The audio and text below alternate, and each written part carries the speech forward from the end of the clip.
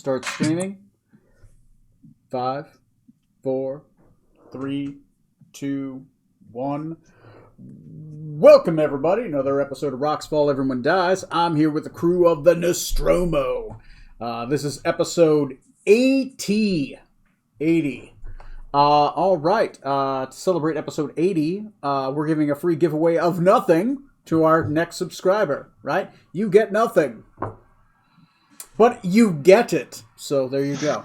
Okay. Anyway, speaking of nothing, Decadic, what happened last time?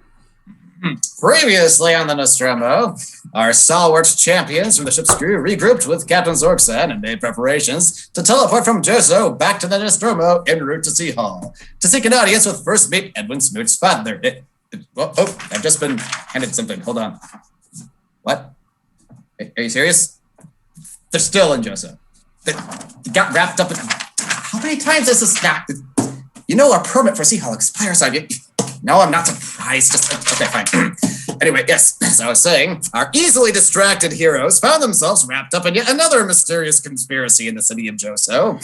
Shortly before preparing to depart back to their ship, like they were supposed to, the crew ran into an old friend, the rotund dragonborn samurai, Kilonex Arexu Jandalin, who had been standing watch outside of Decadic Thornbrook's magical, magnificent manor. He bid the crew a safe journey back to Hyannisport, which was especially odd as nobody in the party had mentioned to anyone in Joso that was their next destination. Strom decided to voice his concern to his master, Farskan Kairalon, having noted that Kilonex was absent from his ceremonial promotion not long ago, and Farskan confirmed that Kilonex was still stationed at the border with the rebellious Blue Dragon clans. He also revealed that there had been rumors about Kenku agents of Kaza infiltrating Joso and impersonating others, noting that Edwin Smoot had been seen in town only a week ago despite being in his area with his comrades at the time. Telepathically relaying this disturbing news back to the captain, Zorksan commanded Dr. Scarlet Meladendo to try to track down this imposter on the streets of Joso. After some time, Scarlet actually spied herself walking into a craft store and rushed inside to apprehend the doppelganger, firing her pistol into the ceiling to assert control of the situation. Control which she quickly lost after being confronted by the kindly old shopkeeper Aza, whom Strom would later inform the party was in fact the mother of Lord Hakaye, and the revered eldest mother fairy dragon of Joso. Fortunately, tensions were resolved amicably and with no further repercussions, apart from one small tiny favor the doctor now owes Aza. In the meantime, the imposter seemed to slip away from our hero's pursuit, but using his keen sense of smell, Strom noticed he had the scent of sewage about them, and suggested continuing their investigation into the sewers of the city.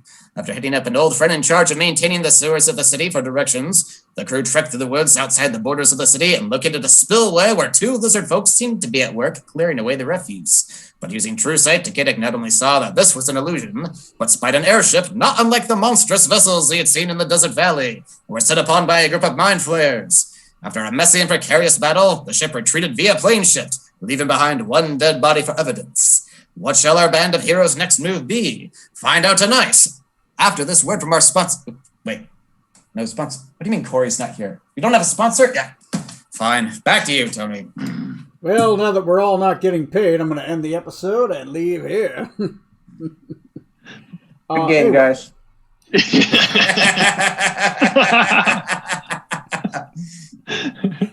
All right. You guys find your way after some work of recovering. The body itself is now a zombie because it died from Finger of Death.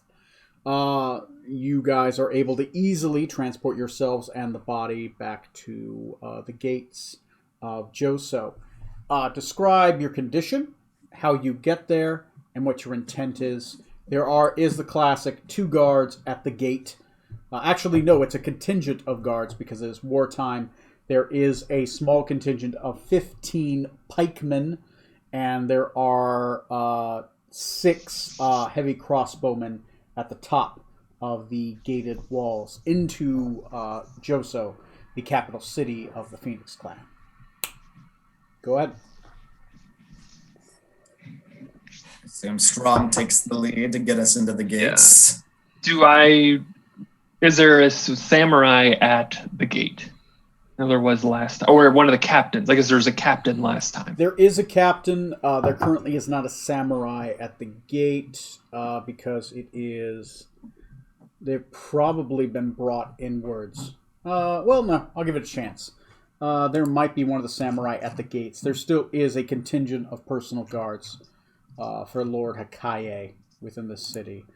Give me a second. Let me roll those percentiles. I don't think we've done any healing yet, so you two probably, well, Decadic probably looks really messed up. Yeah. Strong was hurting. My arm is still fucking covered in these bloody boils.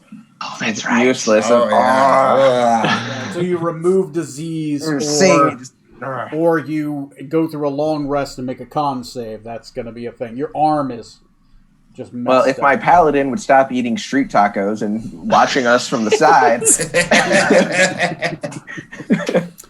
59. Yes, there is a samurai. Let me take a look at who that is going to be.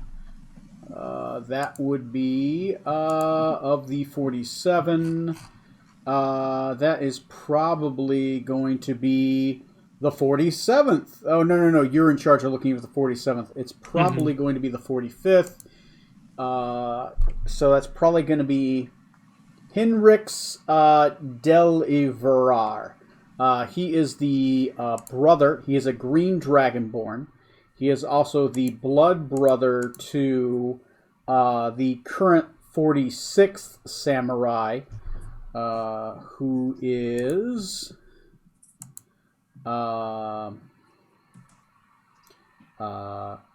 Caliveran Mistrin. He's the half-brother. Okay. He is a green, his brother is a blue. It's his half-brother, so he's more like aquamarine. What did you say his name was? Yeah, let me see if I'll put in the chat just because I am going to butcher it, and you guys can tell me what that name is like. One of the days, these name generators are going to be helpful. Oh, jeez. I know, And right? Xeris? Xeris? Yeah. Okay. Delmira?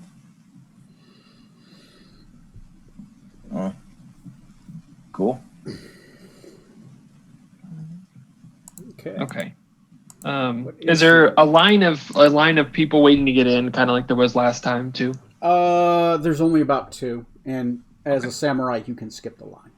Okay, just wanted to make sure there. So I'll go ahead and lead everybody up to Hinziris. Mm-hmm. And first off, I'll just say, Hinziris, it's nice to see you. How goes it today?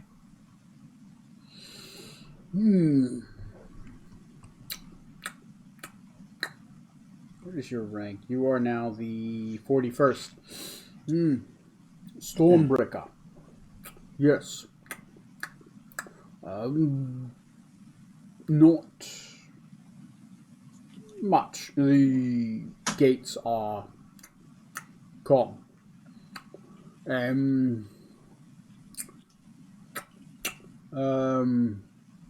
Yes. Merchants. It's boring.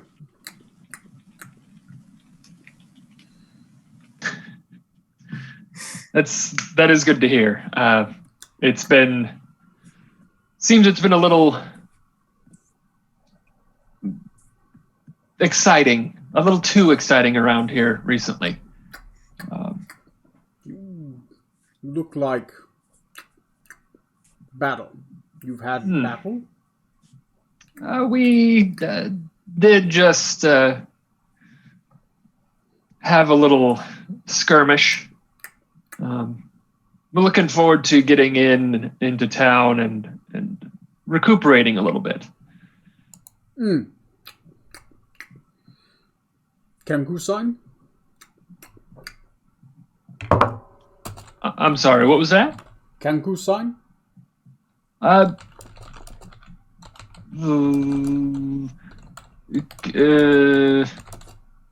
This is not Strom saying this. This is Matt figuring out what he should say.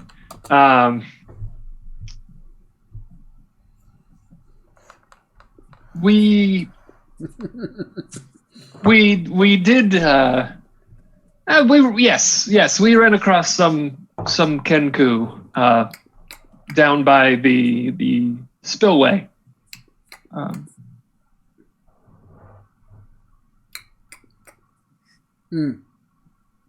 Kill? There were one or two that got away, but we did manage to kill a couple. Good. They have stinky blood. Poisons are potent. So, you want pass? Or you If we relieve? could, please. We're just needing to come in. A couple things to take care of before we move on for a while. He turns around. They pass. Move. Thank you. Much honor. Stormbreaker. And he just kind of stands off to the side. Is there a spittoon on the ground by his feet? He does chomp his lips a lot. You do notice that there is a scar on either side of his mouth. It's almost like he took an arrow straight through the cheeks at one point. Strom, you don't have a lot of knowledge of... Like, you've met him a couple times. You know him to mainly be a poisoner, right? And a anti-venom, right? His specialty as a samurai is more dirty-handed fighting, right? He tends to poison his blades. He tends to work with anti-venom. Normally, he's called in scenarios where someone might have been poisoned, because he is a poisoner by trade. Yeah, go ahead. Can I, since now I understand that, can I ask him to take a look at Zorksan and see if there's something he can do? Like as we're passing, like, Henirix and Henziris. If I could trouble you for just a moment longer.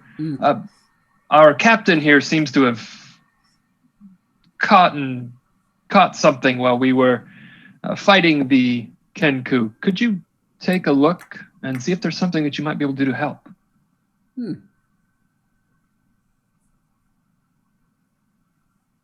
Sorkshan just like trying not to scratch it, basically. That's gross. He'll motion you to come off to the side of the road. Kind of just step over there. As he does, he kind of just he reaches into his pack and he seems to pull out what seems to be a folding table. Sets that down. Kind of gets on a knee and he kind of motions to you to kneel down. He has no knees, though. So how do I do that? Do I just get closer to my belly? I assume it's like a tilting of the body, right? Yeah. Like a snake getting ready to strike kind of thing. And so he'll grab your arm and he'll kind of extend it out. He'll put it across the table. And then he'll take a leather strap and he kind of straps down your arm.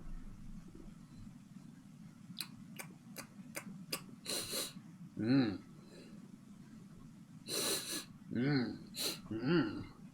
smell. Pull out. Not my first choice of scents. He'll pull open a side cloak he has. As it does, literally he opens it up and you see tons of needles, potion vials. It's like a whole assortment of things that are just underneath his cloak. And he'll pull out a couple long needles. And he'll start sticking them in your arm. As it does, the boils kind of pop. And he kind of stirs it around. It is uncomfortable, and it kind of burns a little bit as he does. These long needles. As he does do that, he does say, "This will hurt." After he does it. And then he pulls out what appears to be a torch. He kind of sets it on the side, and he snaps his fingers. As it does, it just lights up.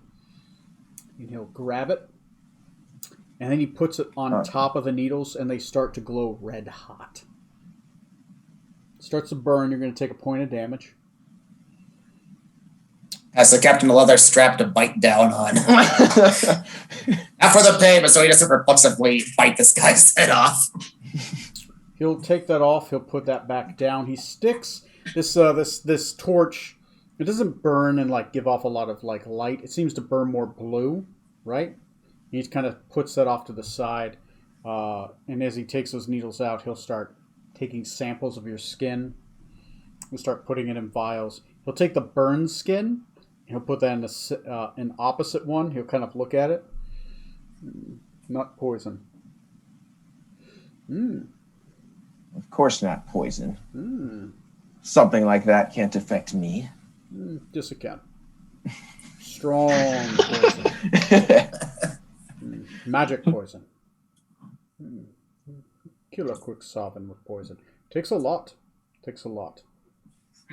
Purple worm venom will do. Disease. Disease. Ooh. Take something, he'll stick in his own neck and it... Yeah, there we go. I will be fine. Yes, this can be fixed. You want me fixed? As he pulls out a knife. As long as my arm's still attached at the end of it? Yes, but skin has to go. You know what? We're going to wait. I'll see about finding someone else first. Are sure? Yes. I'm reaching over and undoing the straps at this point. I'm going to pass on a light flaying for today. Okay. I'm going to go find, I don't know, someone magical who's divine. Let's go find a priest or something. Oh, is need find priests. Yes. Alchemist shop. Probably Don't even good. bother with that method. Ugh. And, yes, alchemist shop work. Go to general store, right? Great Mother is cleric.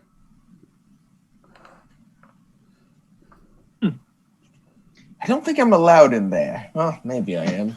How far do we want to push our luck with her? I did yeah, okay. Yes, thank you. I may come back, hopefully not. Okay, he puts the dagger away. Kind of a sad look in his face. Puts up the table, kind of scrapes the stuff off. Maybe takes like some bleach. Oh, yes, and I'll need those samples back. What samples? You took to test on this. Okay. Thank you. Is free is from Strom. He hands you back. Thank you. He hands you back some of the pieces of your skin. Excellent. He does take his needles back, covers those in bleach. Well, get cured. I give you 20 days. The rot will spread. You'll see me well before 20 days if I haven't figured something out by then. Okay. All right. We'll have to get bigger knife. Okay. How fast can you molt your skin? It doesn't usually come off in quite a chunk like that. I don't... Right. And it's literally like blisters. Like you had burned your skin and it's just kind of like welting up. Right? The pus is more kind of like a light blue, right? And it's just kind of weird, right? But that's fine. You outside of your arm, kind of being shriveled up a little bit, it'll be fine. Well, maybe. We'll see. We'll see how your con saves go. Yeah. I just got curious to see how a burn looks like on like a snake. Yeah, that's gross. Yeah. Ugh. Okay, so the gates of Joso are open. Where do you guys go, and what do you do? Should probably go deliver this moaning blanket behind me first. Nah. That'd probably be a It good looks like a idea. fucked up version of E.T. at this point, right? Because if I remember right, you guys cut off its head, right? So it's like a headless zombie, Yeah, you said its head got blasted off. So, Yeah, since we didn't really think about that before, if I can have a slight addendum there, it has been carrying its head with it under the blanket. So it's like a headless horseman, but its head is like in three pieces. So it's like holding its head together, right? And it as under the blanket, so it looks like it's kind of pregnant, right? Except for like the tentacles kind of go, and it like leaks. Like stuff, but it's definitely there, right? Awesome. Yeah, because you Gallagher that motherfucker. So I like it. Okay. Yes, let's return this to your Lord Fairskon Strong. Would that be the best person to deliver this to? I believe so. We'll let him decide what would be the best method to dispose or who to let know about what we found. Okay. You guys make your way up to the main road since you have Strom there. They do check again against illusions, stuff like that. Make sure it's actually Strom. Outside the fact that there's more security, and they have more magical means of trying to, they basically have goggles of true sight, right? One guy does because it's fucking expensive. But, one guy has all right. Oh, yep. It's him. That kind of thing. Outside of that, they let in Strom. They do inspect the bunch of you. So does Zorksan cover up his arm, or does he leave the exposed mess out? It's exposed and open. I'm not putting stuff on top of it. That'll just irritate it. That's true. Let me make a quick check. It's a high roll for them. They made the high roll. One of the guards, primarily the medical staff, will stop you from coming in, Zorksan. It's a blue dragonborn, and she would say, "I'm sorry, your friend appears to be afflicted with something. We were able to get it in the sights. We cannot allow him within the castle because of disease."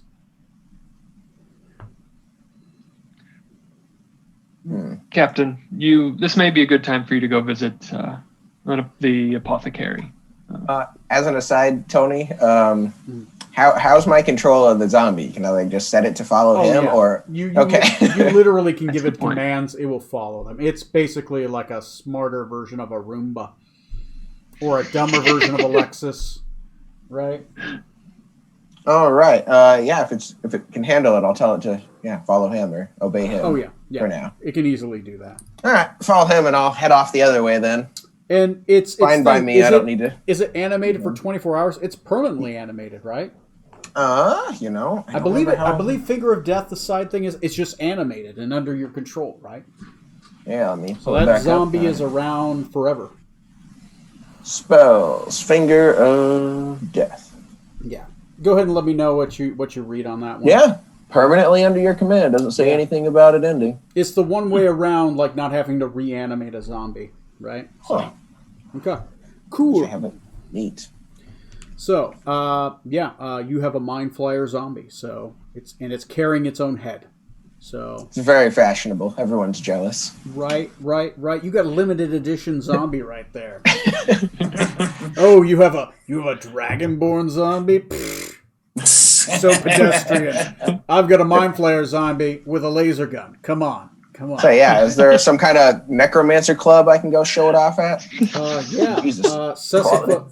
Yeah. You're gonna have to talk to Sessiva though. She's the club captain. Ah, damn it. Yeah. She's that kind of cleric. That's funny. Okay. So, you guys make your way in. You guys know the description. Several smaller walls that generally get larger as you go. It's a multi-tiered palace with two other sub-palaces off to the side, right? You guys go to the leftmost palace, which where not the royal family is. Maybe they'll go there occasionally, but where the mid-tier nobles are, and of course Farskin and his office. Only the royal family is in the middle, right? They pretty much have the whole place, and the guards guard it, and the servants. And then the one off to the right is where the servants are. So it's main family, sub-nobles, and higher samurai. And then the other one is pretty much where all the help live. Okay, so you guys go off to there. Farskin, so you guys haven't contacted him. Do you guys contact him? I'll say no. Okay. He will probably be in, since it is mid-afternoon, he's probably in his office doing paperwork, right? Old samurais doing paperwork. It's literally his job at this point. So he's probably at this point in his office. I'll say you guys get there easily enough. As you guys get there, you are let in. As you're let in, he appears to be at his desk. There is a table in front of his desk. He's actually there. It is a map of Rokugan. There are several figures on the board, and they appear to be of different clans and military units, and that there is a map, and each kind of like castle is kind of like a city, right? And there are several blue figurines off to the east. Off to the west side, the northern west side where the Crane clan is. And there seems to be a lot of other figurines. He seems to be moving some and then reading a report, then moving it back, as if he's trying to figure out where units are or basically how the battle is going. And you kind of got a hint on that subplot. Okay. So as he's there, he turns around. He's like, You're 41, right? Or you're 40? Yes. Yeah. 41. Mm-hmm. 41. Mm-hmm. You'll report to me. Yes. Number one, we have went to the spillway. And we did come across something very disturbing. That's when Decadic, are you with me? I guess. Yes, obediently, silently by your side. Okay. I will motion to Decadic to take the sheet off of the zombie. Flourish. We were able to run them off. This one was one that we killed. Our captain was able to reanimate the body. Wanted to bring it to your attention because I know that you mentioned the Kenku were possibly involved. I think it may be this creature that may have been doing these things. This is not a Kenku. No. Nor a doppelganger or a demon. It did have the ability to hide itself and to project an illusion of lizard folk working in the spillway. After a while, we did realize that the lizard folk had been killed in a very gruesome fashion and left in the spillway.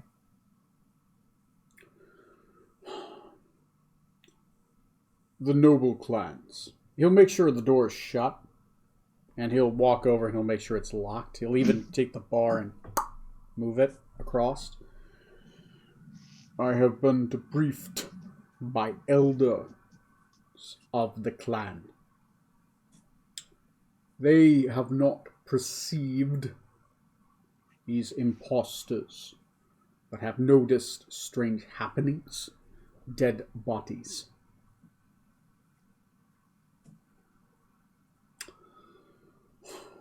He's going to grab the head and just pick it up. He's going to notice it's kind of like 3 pieces. Kind of like force it together. He's going to shake it a little bit as it does. Open it out. He's going to examine the mouth. This creature is new to me. Have you seen before?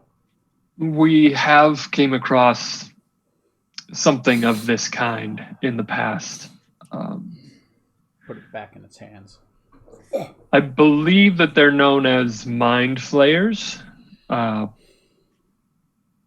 have the ability to cut into the brain, remove it, and then take control over that creature. Why are they here?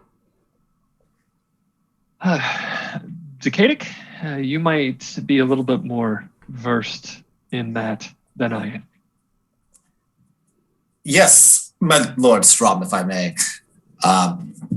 We have encountered similar beings as this in a hidden valley far to the south that had been well guarded against any intruders, manning airships, not of the kind you would see from the Majocracy or elsewhere, but these horrid, nightmarish things, almost eldritch in nature. I don't know if these Mind Flayers are working in concert with the Kenku, if they're trying to impersonate people on their behalf, or if it's merely a terrible coincidence that they're also targeting individuals within Rokugan. He walks over back to his desk. He does grab a couple chalices. He puts 2 on there. He'll grab one himself and he starts pouring a little wine. He'll pour a couple for you 2. He doesn't say anything. He puts it back and he walks back off to the side. He does grab a small stool and he just sits down. He begins to have a drink.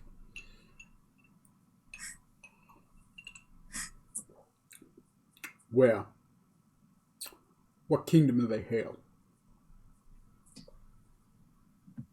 Not any kingdom or any borders of any proper nation. This was far to the south, almost to the Talon Hills, the mountain ranges there. It seemed to have been magically shielded. I think if you were to approach from the outside, it would just appear to be uninhabited mountain range. It was pure happenstance that we wound up there in the first place, and we barely escaped with our lives. Are they religious?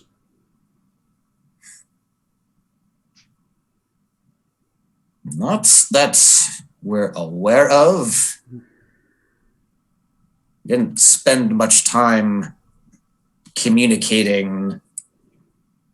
There's a even greater threat down there, this monstrous being known as a Silius that's posted up down there. Very great mental capabilities, able to intrude on our very thoughts and control our actions. Our first priority was to make an escape as quickly as possible. Not religious. Flying ships. Controlling minds.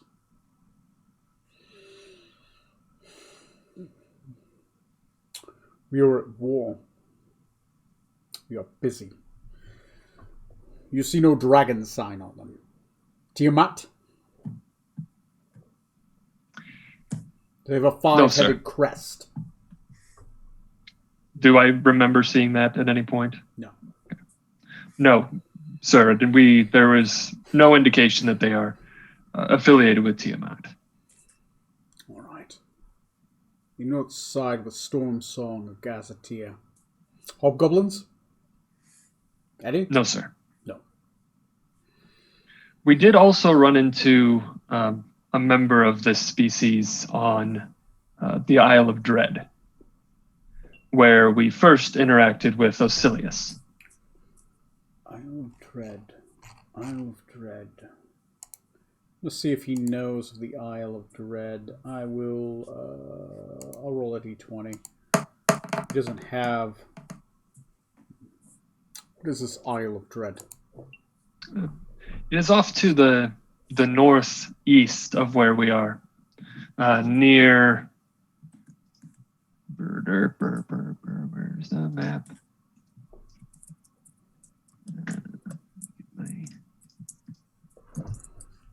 Oh, you're thinking of the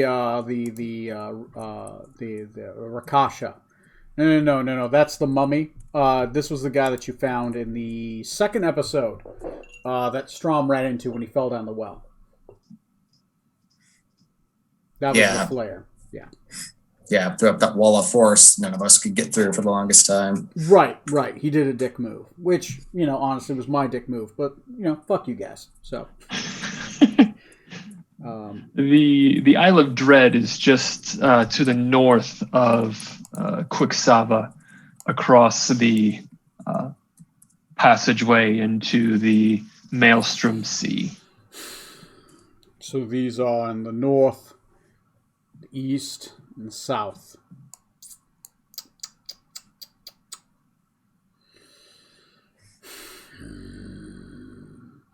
His eyes start glowing red like he's frustrated.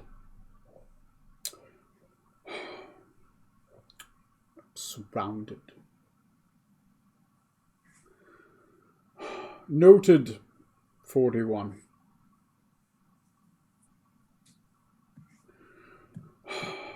I charge you to learn more. I'll do my best. If this is a threat, find out more. Let us know. Kill what you can. Of course. They don't seem to be much in the mood for talking.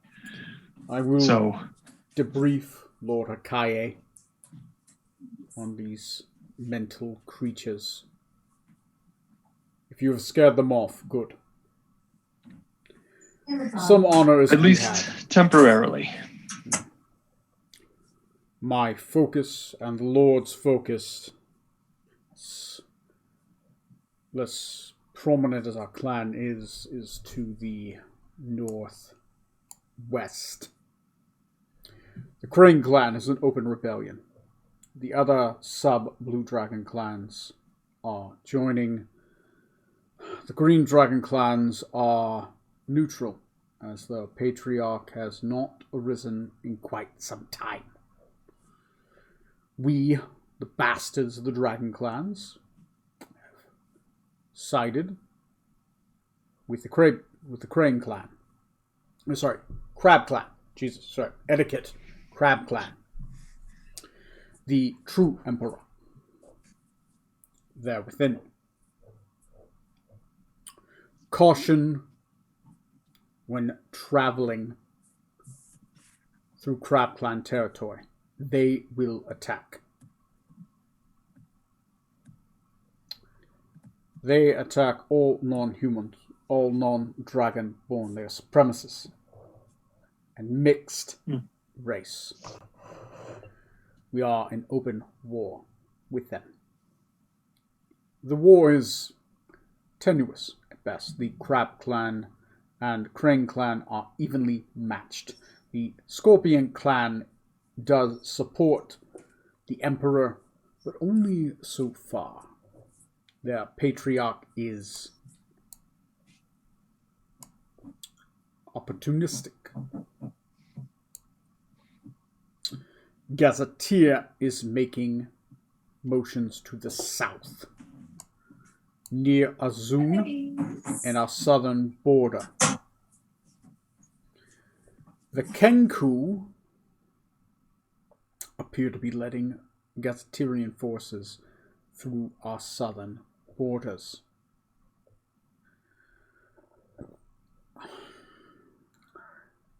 The border that we keep is more difficult to keep at this time. That is all I know. Or at least all I will tell you. Of course. Find out what you can, 41. You are one of my few free agents. I will let the Emperor... I will let Lord Hakaye know of your deeds. You are honored by this result. Gain 1 honor. Ooh, yay. Hey, every little bit counts. Yep. I would also like to offer you this creature. So do with as you will, whether that be study or destruction. Do with it as you will. If it is safe, I will present it to our Lord as proof of your deeds and the threat. If this is your written report. And I will present you as the bringer of this. You said the spillway. Yes. We are also going to see the I guess the master of the sewers, maybe the best name for him, to report back what we found, so he can be a little more vigilant in the future. Have him report to me after you report to him. Of course. He stands up. Do you guys take the chalices he poured? I will. Okay. Can I do my brewmaster feat just to see what exactly this is before I drink it? You can take a sip, right? Right? It is, you automatically know. Unless it's like something really weird. Roll me a D20 just because I'm a dick. And I like you not knowing. Just in case it's weird shit. Indicator. Despite evidence to the contrary, it's not a drinker, so he might not know. That's a 2. I mean, it tastes like spicy wine. Not bad. All right. It's choke it down. It's like the difference between like I would say like elven food and wine would be like European stuff. This is like Indian. It is spicy curry. In regards to wine, the Phoenix wine is known as fire wine. So, yeah, it burns a little bit on the way down. It's generally clean. You don't think you were poisoned? I do my best to keep a straight face. Worried what he'll do if I wince or anything. By the way, Zorkson, I have done that before. Delay blast fireball in a drink, right? Oh God! Yeah, you become your own suicide bomber, and you don't even know it. Right. That was an interesting game. Anyway, it was a long time ago. I technically was meaning more like the alcohol fireball. You know, right, the whip. Right. Just wine in this case, but that also works very well. That was the afterthought. It's a spell. It needs a condition, an effect, and a failed save. Right. That's delay blast fireball. Anyway, so okay. So you guys are pretty much done here. I assume you guys exit. You leave the Mind Flayer, who now will follow Foxkin, and you gain your honor, and you guys are now free to enter the southern reaches of Joso. I will shift the scene to Zorksan. Zorksan, where do you go? What do you do? Well, I guess I'm going to go see the general store. Go see the grandma.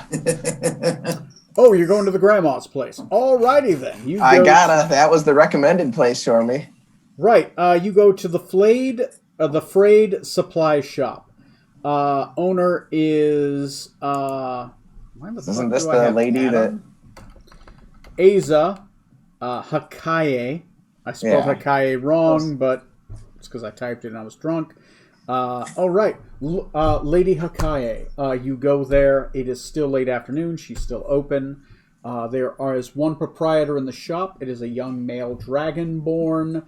Red Dragonborn. He appears to be looking at different materials. He's going to be picking up like pieces of like ore and kind of looking at it and like looking at different chisels.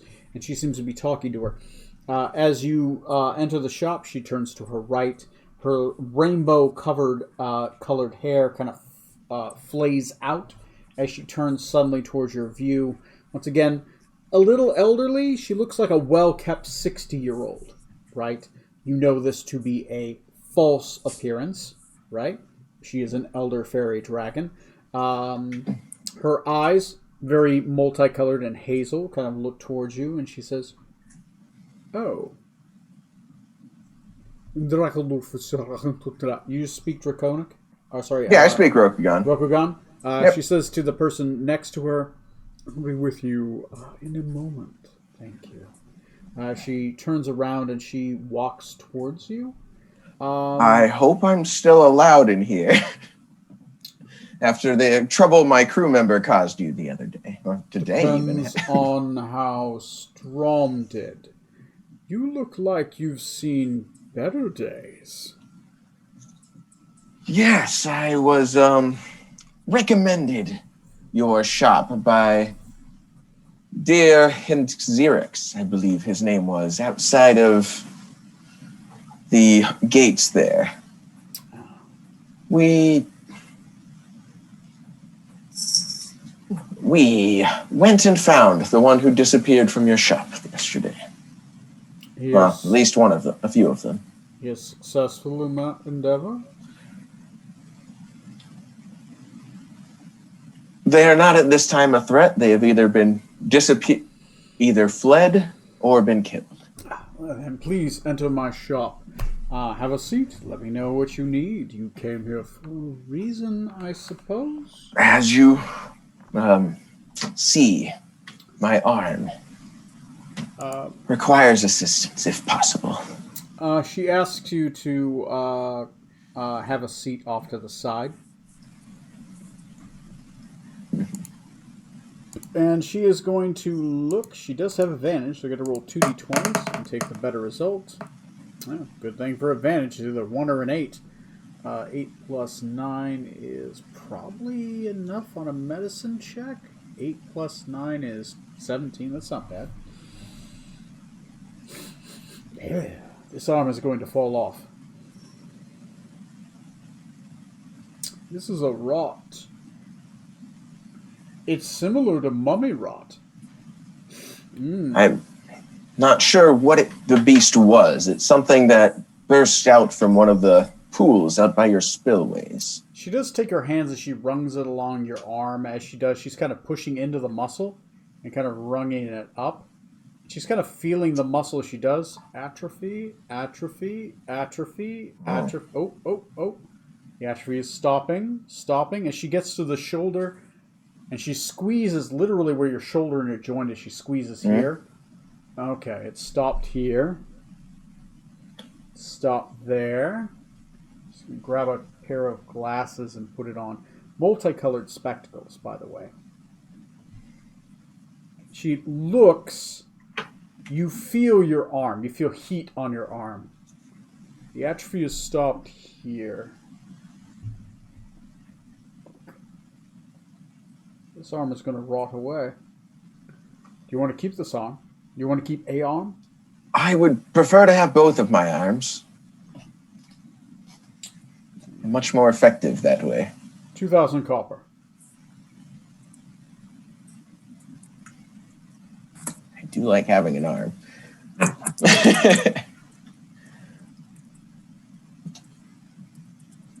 Well, at this point, I'm not so boorish as to turn that down. I would prefer my arm fixed as long as it's, keeping my skin and not getting a light flaying as the dragon outside. A nice, preferably painless procedure. I promise not to flay your arm.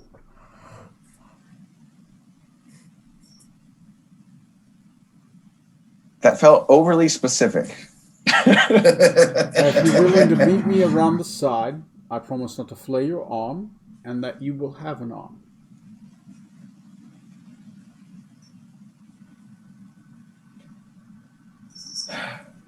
All right.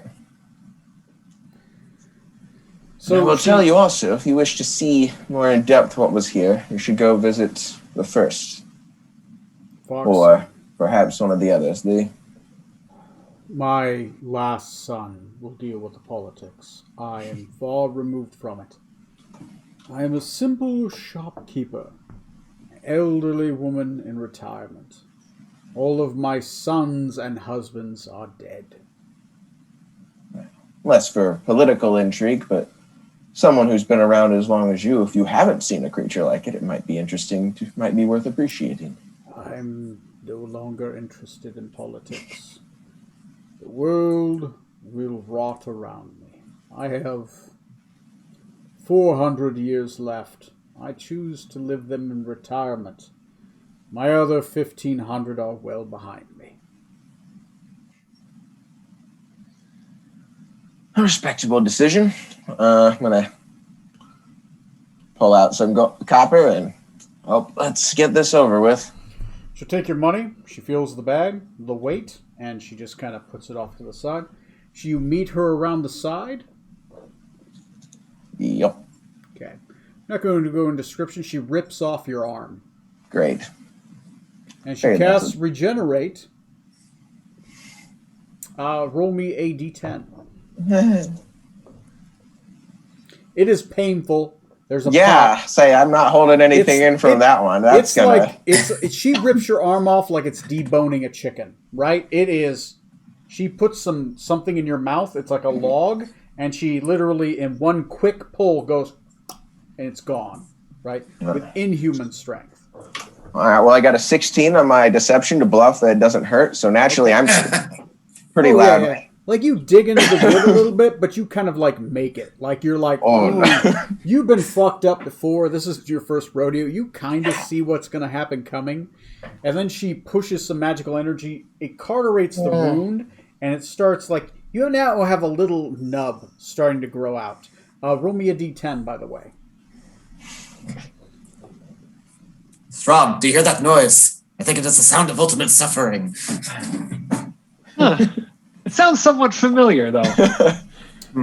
8. Great. 8. In 8 days, your arm will fully grow back.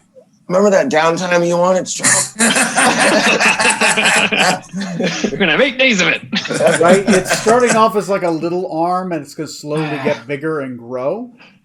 And she takes the old arm and she literally drops it into what appears to be a small pit. And she just kind of just motions with her hand and just catches on fire. All right, that works. Your arm will grow back within the next 10 days. Depending on how strong your body is, how quickly it'll grow back. I apologize for the pain.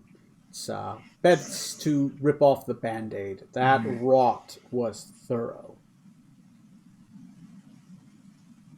Well, hopefully I can avoid that in the future. Not a fun experience for the 2 hours maybe I've had it. It's better that you grow a new arm. That old one, if that arm had succeeded, it would have been stifled permanently. It would have been atrophy, had rotten into the core of the arm.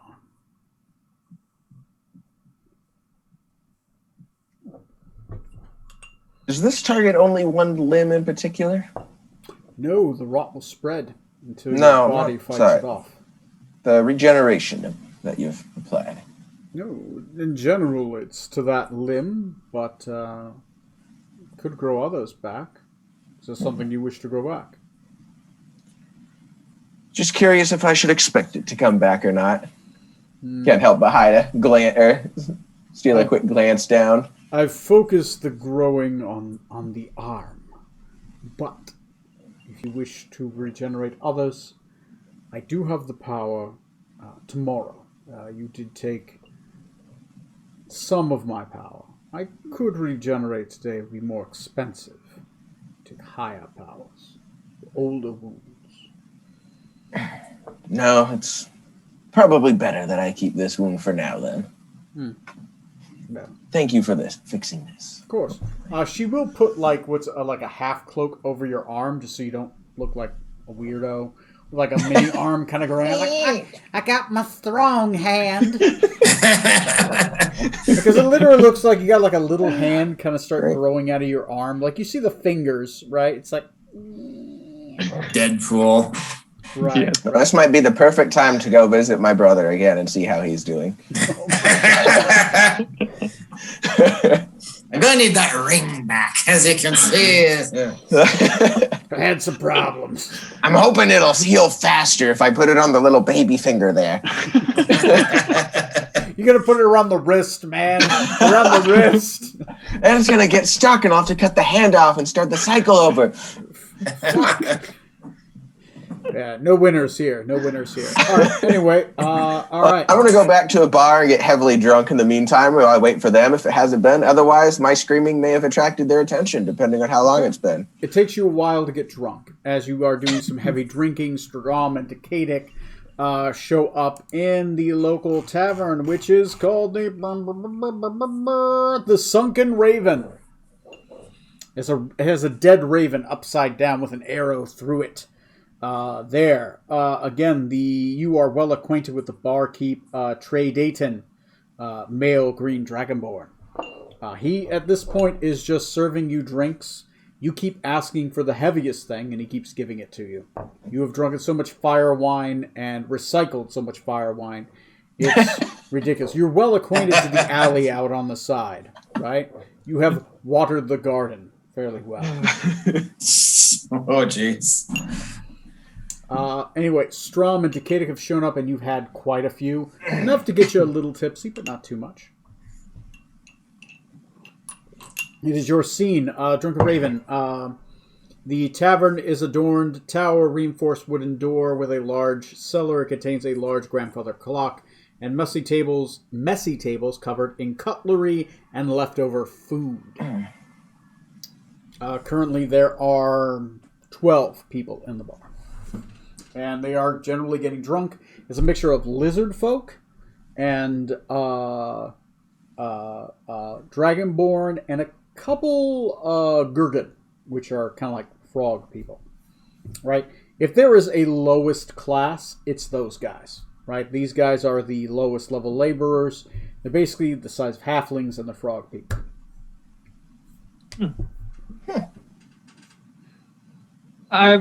Strom is going to notice them, obviously, but he's going to ask, is it Trey? Yeah. Rutherford. Trey Dayton, right? Trey Dayton. Okay. He is a non-noble dragonborn, green dragon. Okay. I will ask Trey Dayton to send the what'd you call them? The Gurgans, to send the Gurgans another round of whatever they were drinking. Let me see, what is this? Fingers, delicate, blah, blah, blah, personality. Okay. Yes, of course. I will feed the peasants on your honor, samurai. Thank you. Makes a motion, and they bring a little bit of extra food and drink over to the Gurgans. They kind of all clap glasses together, like, and kind of just have a drink. The Gurgans were natural to this area before, especially the tropic area. The dragon kind of just moved in, and they kind of just adapted, right? So they would be like the equivalent of like Native Americans in the United States, right? This was originally their land, right? Okay. They are... I'm going to close that character sheet. And okay. The specials today is a pheasant burger with roasted apple, beer root ramen with garden greens, and a glass of whiskey. Drake pie with cake, and of course they have several varieties of Phoenix wine. They recently got on the menu. They have a single bottle, what's called Red Number 5 of Barovian wine. From some new, far away land called Barovia. It is very expensive.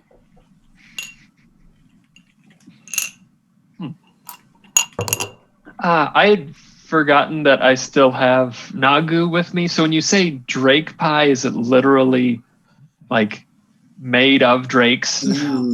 Made of drakes. All right. Right?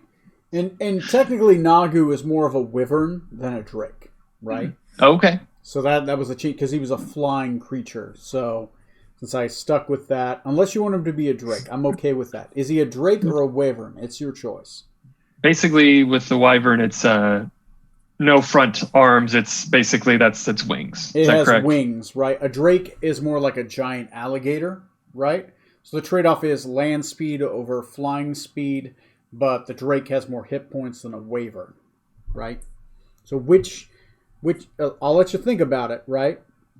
Right? One's more brutish than the other, but both are very possible. Okay. Give it some thought. Let me know. All right. Maybe off in the that. stables off to the side. So. Okay. You guys are probably at the same table.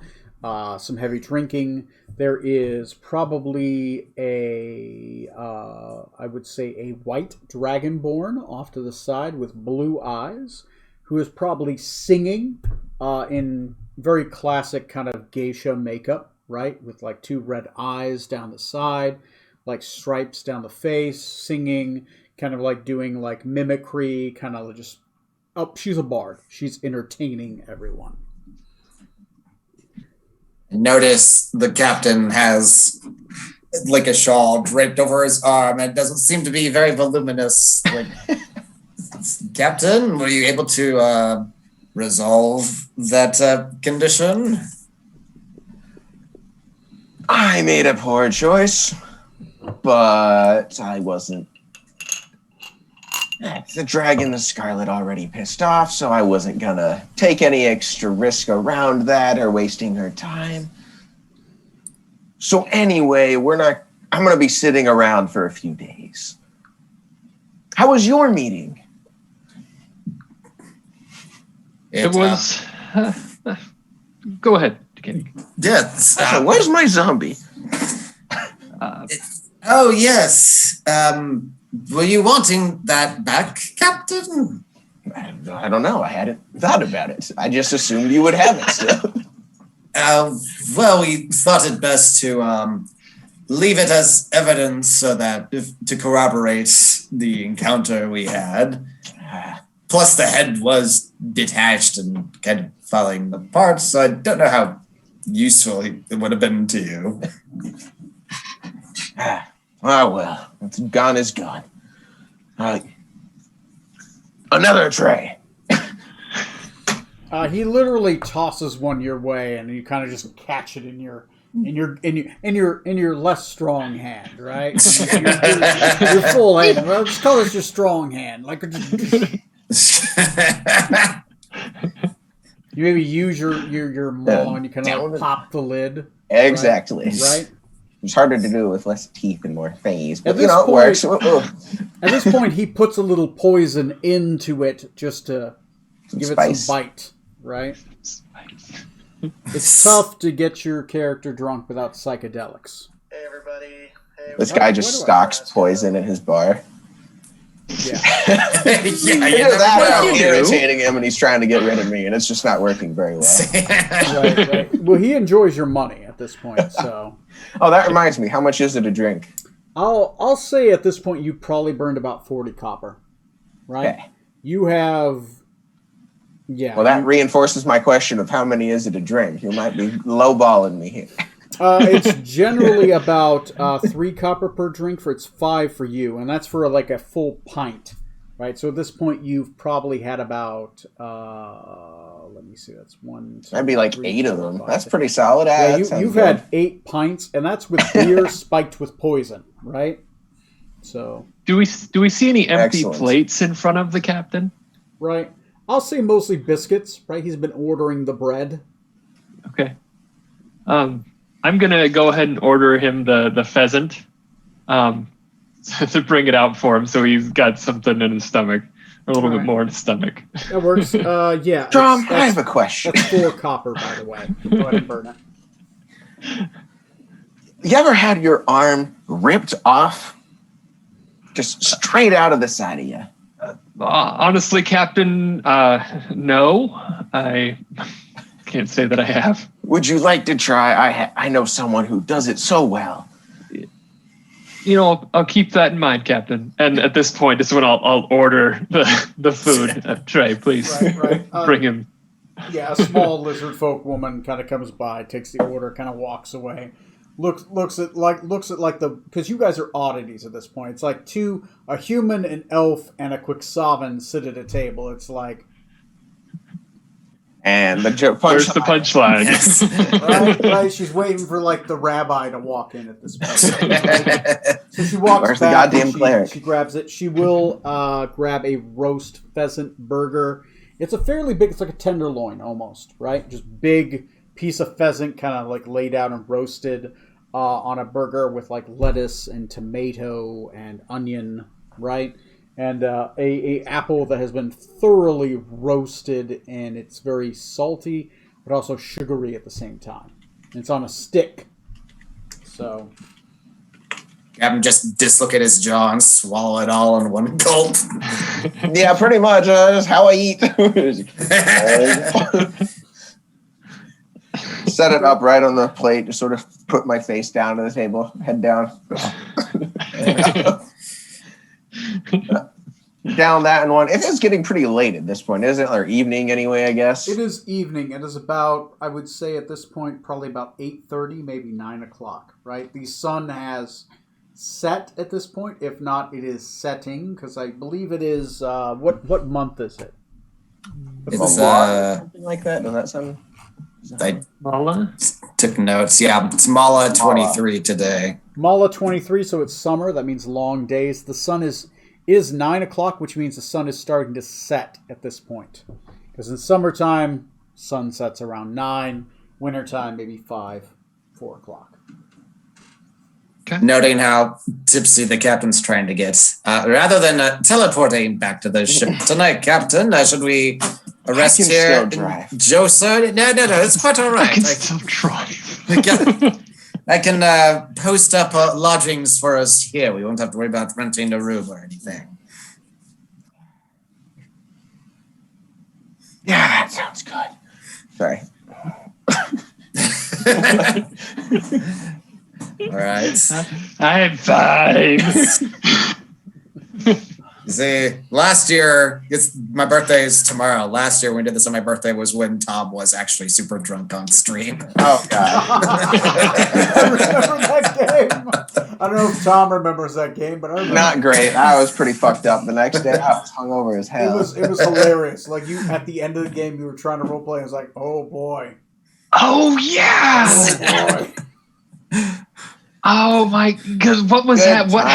happened? What happened it was something happened after we stopped recording. They were like, crap, I wish that would have been recorded. What was it? Right. Oh. It was Trey's profile pic. He wasn't using a camera. He had like an old Like, who teenage is photo that? of You look himself. like Sean. And Tom was just like, who the fuck is that? Oh my god, that's the one where we have a banner like, who is this fucker? And I remember when I make the banner like all the giants are like the head of Trey, right?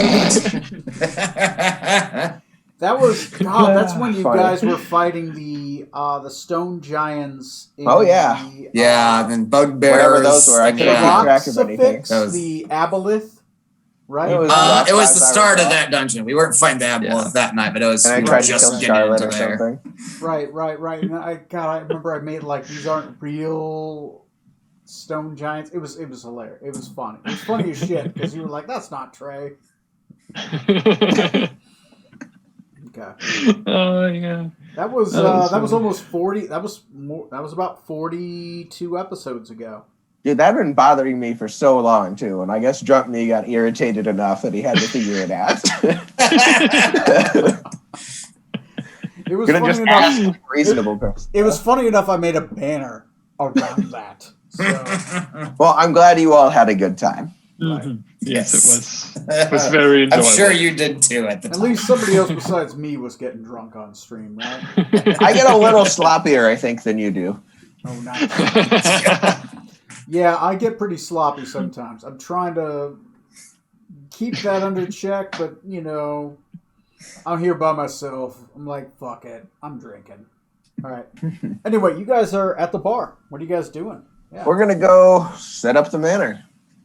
Yes, somewhere more secure, maybe, knowing that Okay. it was apparently easily detectable last time. Do you guys want to rent out a room and just set up the manor in the room, or? Yeah, I guess. Hear me yeah. out. I teleport somewhere, who knows where, and we set up the manor there. I mean, you could. I'm down. I'll go just rent a single room, just a small room, to cast the mana in, and we can just one by one go get in there. There think could be that's a beer good on the idea, manor Kenny. too. I mean, you can make alcohol. It's not a. Oh, perfect. I'll go first before you wait here. I'll go rent a room from the barkeep, and I'll just rent one room's lodging for the night. A single bedroom. Since you do have 2 guests, it's going to cost you 50 copper. I was thinking just renting a single room, just for me to cast it in, and then everyone else can just slowly if you surreptitiously make their way up there like a clown car, almost just going into this room and hold all these people. It's going to be 30 copper, but if you see people going up there, he might upcharge you the next day, right? Well, teleport from inside the room. Jesus. He won't remember Strom. It'll be fine. All right. Yeah, I'll just do the 30 copper there, and I'll go up to the room to set up the manor and stuff beforehand. Roll me a quick subterfuge check, just to make sure it stays a 30. Not a huge thing, just you're kind of there's no one else going up to my room, kind of thing. Be deception. Yeah, why am I not in the roll room? I can see it in a second once I get there. 17 for deception. Yeah, you're fine. You're fine. Excellent. And after I cast the manor and set that up, I'll just pop my head in real quick and tell the spectral servants, don't, sir, water down the wine. Don't let the Quicksilver drink too much. Just half and half. Okay. 1 part equal. Watered down wine, gotcha. Okay. Yep. Yeah, they'll nod. Yep. And I'll go back down to the bar just to let them know the room number, and we can, I presume, Scarlet, Rutherford, everybody's also there eventually too, and we'll one by one make our way up there. Right. A bunch of people make their way up to your room, but no one comes out. Nice. Mechanic doesn't see anything at all suspicious about that. Right. Not awkward at all. Nope. You clown car the single bed hotel room, and you guys easily get a long rest for the night. I'm going to grab something real quick. We'll take a 5-minute break. In that time, I want you guys to figure out what you're going to do next and how you're going to do it, either through the night or whatever. You guys are in an extra dimensional space. You can eat, you can drink, you can do, lines of cocaine, whatever. I'm not going to sit here and stare at my halfling-sized arm and think of Raina. Right. You're just looking at your arm slowly, it's very slow. Oh God! But it's slowly growing God damn it! Tell me, how quickly does it reach halfling size that the captain might get some really bad ideas? Maybe a couple days. I'm going to leave the judgment up to our subscribers. Right? All right. All of our one watchers currently. Not taking this abuse. Welcome, subscriber. Trey's not here. Somebody had to say it. Right. Anyway, I'll be back in 5 minutes. So just... Gotcha. Let me know what you guys are going to do next when I come back. All right. I'm going to go to the restroom real quick. After these messages, we'll be right back.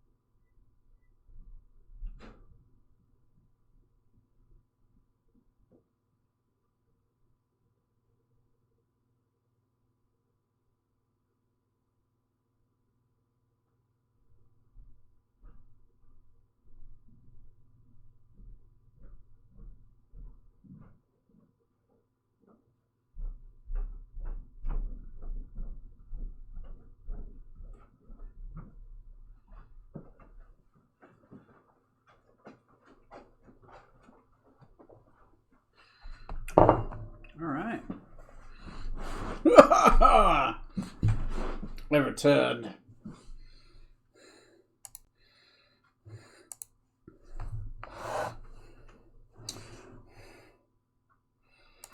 Turn that off and I'll just eat my food.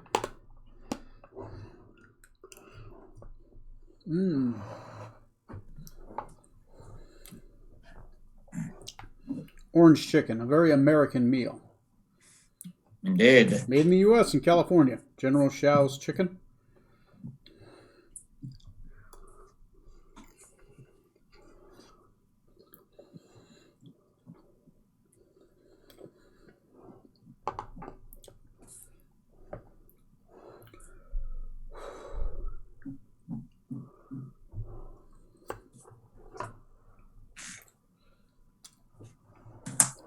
Since I'm eating, the dog is laying on my foot.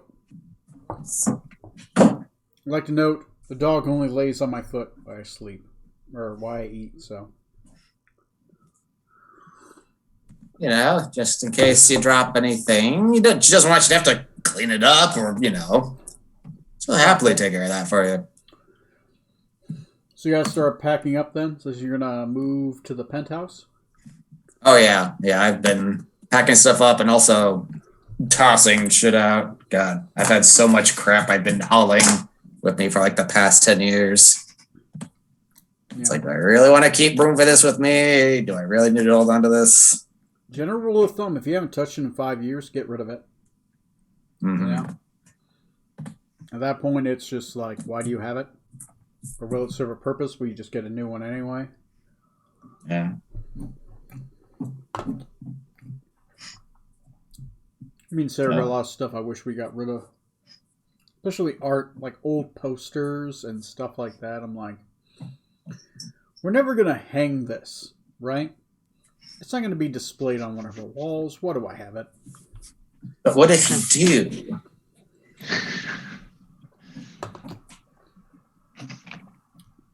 I don't know if we're going to publish or have on our walls generic art I got from my uncle like 9 years ago. It's like art from the 80s, too. So, not even that good. Just printed art. Yeah, I just went through a bunch of stuff a few days ago and just threw out all kinds of stuff that I've just been hanging on to since like high school or college. It's like I don't need this stuff anymore. And just chucked it. Yeah. Especially when we're looking to get the basement refinished. We need a bigger area to play in at that point. Be on the other side. Let's throw out the shit our family gave us. Save more space for figs and terrain and other D&D stuff. Not like I don't have a lot of space for that already, right? There's no sense in, you always have more, you always need more room for that stuff. I mean, why limit yourself? I do got to admit, I have filled up these shelves. They are filled.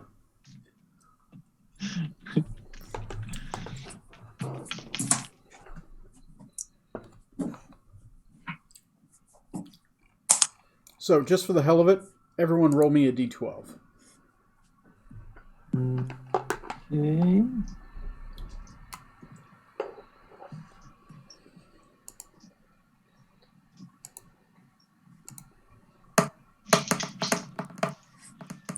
Okay. It's funny the way the dice virtually rolled. It was almost like it got caught on the bottom of my computer screen. Right.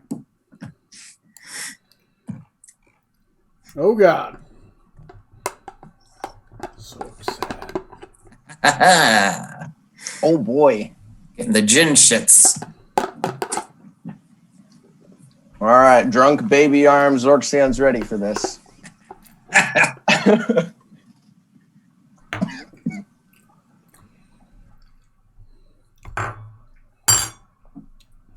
right. Let me look at the Go to See calendar. So we are on Murfer or Mala. Mala. This is the night of Mala 23. It is Rylag, New Moon, Solar. Wait. Night of Mala 23, you said? Yeah. Okay, yeah. So Rylag, New Moon, Solar Eclipse. Neat.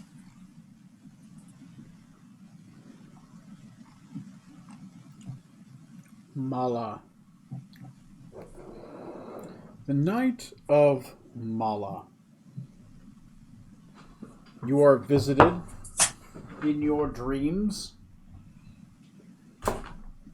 by your patron, the Moonlit King. Great.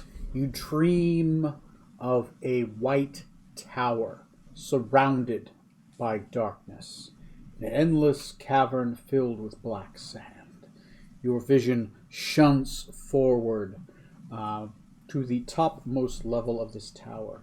Sitting along a throne made of crystal and light sits the Moonlit King, who appears to be a blanketed shadow upon the crystalline golden throne.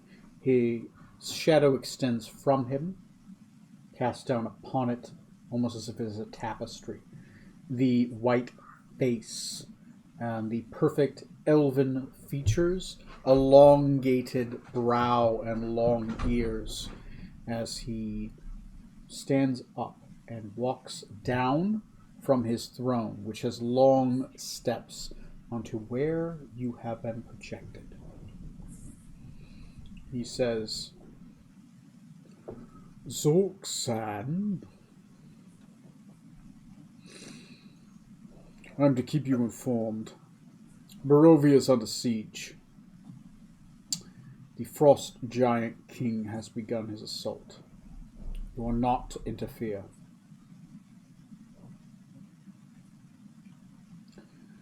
Barovia will stand or fall on its own.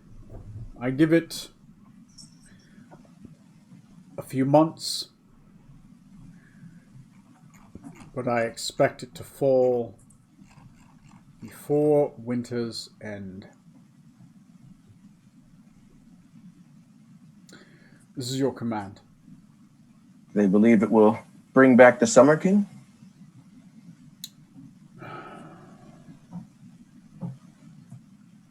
He and his ilk believe that sundering Barovia may find the pieces that will bring back the Summer King and find in which was his imprisonment. I wish to,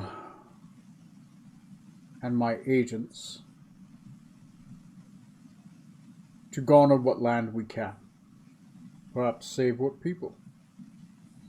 The Frost Giants will kill all of the Barovians they can.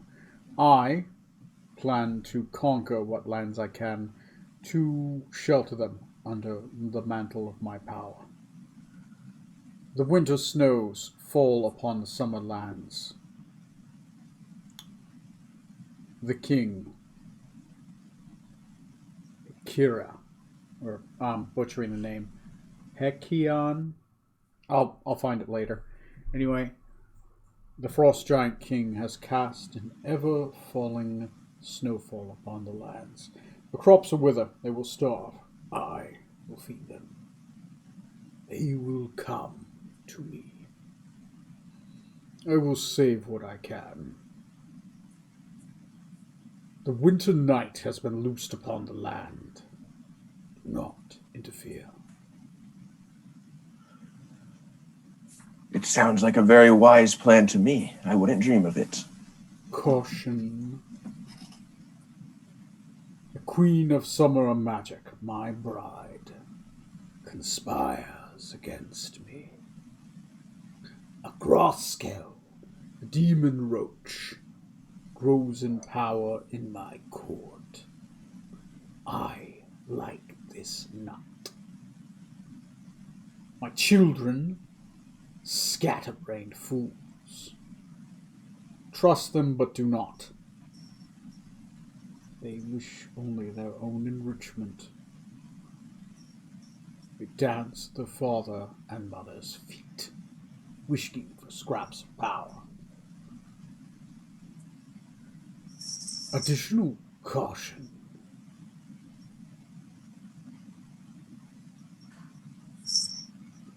Brothers of Light and the web spinners cannot be truly trusted. But there is a growing force. A trinity, they call themselves. Some Baba Lagasta as their head. Some fallen priest, a deva of small power. A sorceress. And a lichen. Do not trust the Trinity. I have warned the Queen, but she is a fool. She wishes quick solutions. She forgets we play the long game. The mantle of power gives us lives beyond most. I do not calculate my steps in the days, but in the millennia. I do not like that Barovia will fall, but Lord Hexgaga is a powerful nemesis. Caution not to cross Barovia, but caution again against the Winter Court and the crowing powers within it. I do not know what these powers seek, but we threaten to ruse a sleeping dragon. Too many forces. I, the powerful throne in which I sit, wait for me to stir. I refuse. I will let them decay upon the mountain, which is my thought. Hopefully they will stir and lose what is their true suspicion. Leave me. Waves his hand, and you are gone, back into your own mind. All right, that's what you get for your thing. Zorksan's mortified. He wasn't ready for that. He was drunk and sitting there thinking about his arm like, oh, God, why now? The whole time you're there like, does he notice my baby arm? What does he think of my baby arm? He hasn't said anything. Trying to hold it behind you. Does he know I'm still kind of drunk? Like maybe like positioning yourself to like a good son, like, oh, sir, what do you say? Awesome. Yeah, that's great. Anyway, it's the next morning. You guys have been rused. You're in extra-dimensional space, so bed and breakfast, whatever you want, is truly up to the imagination of your magus. What do you guys choose to do? Your baby arm is a little bit bigger. Not so big, but big enough, right? At this point, it's just like... Now it's not really hideable. It's not as hideable, right? It's like a really weird, elongated tumor, right? You ever seen like a snowman, right? But they didn't find a big enough stick, and it's just kind of jammed too deep in there. It's got like a long arm and then a short arm. That's kind of what is going on right now. It's both too short and too long. Right, right. Story of my sex life. Okay, so what are you guys doing? Before we go, or before we leave Joso, I want to go see Hunter, whatever his name was, about the sword. Servant. Yes. You want to see? Give me a second.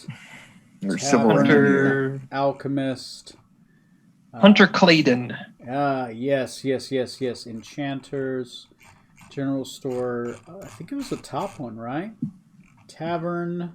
Blacksmith, yes. Yeah, he's with the Hunter blacksmith. Clayton, male, blue dragonborn, master of the sewers. I should add that to his title.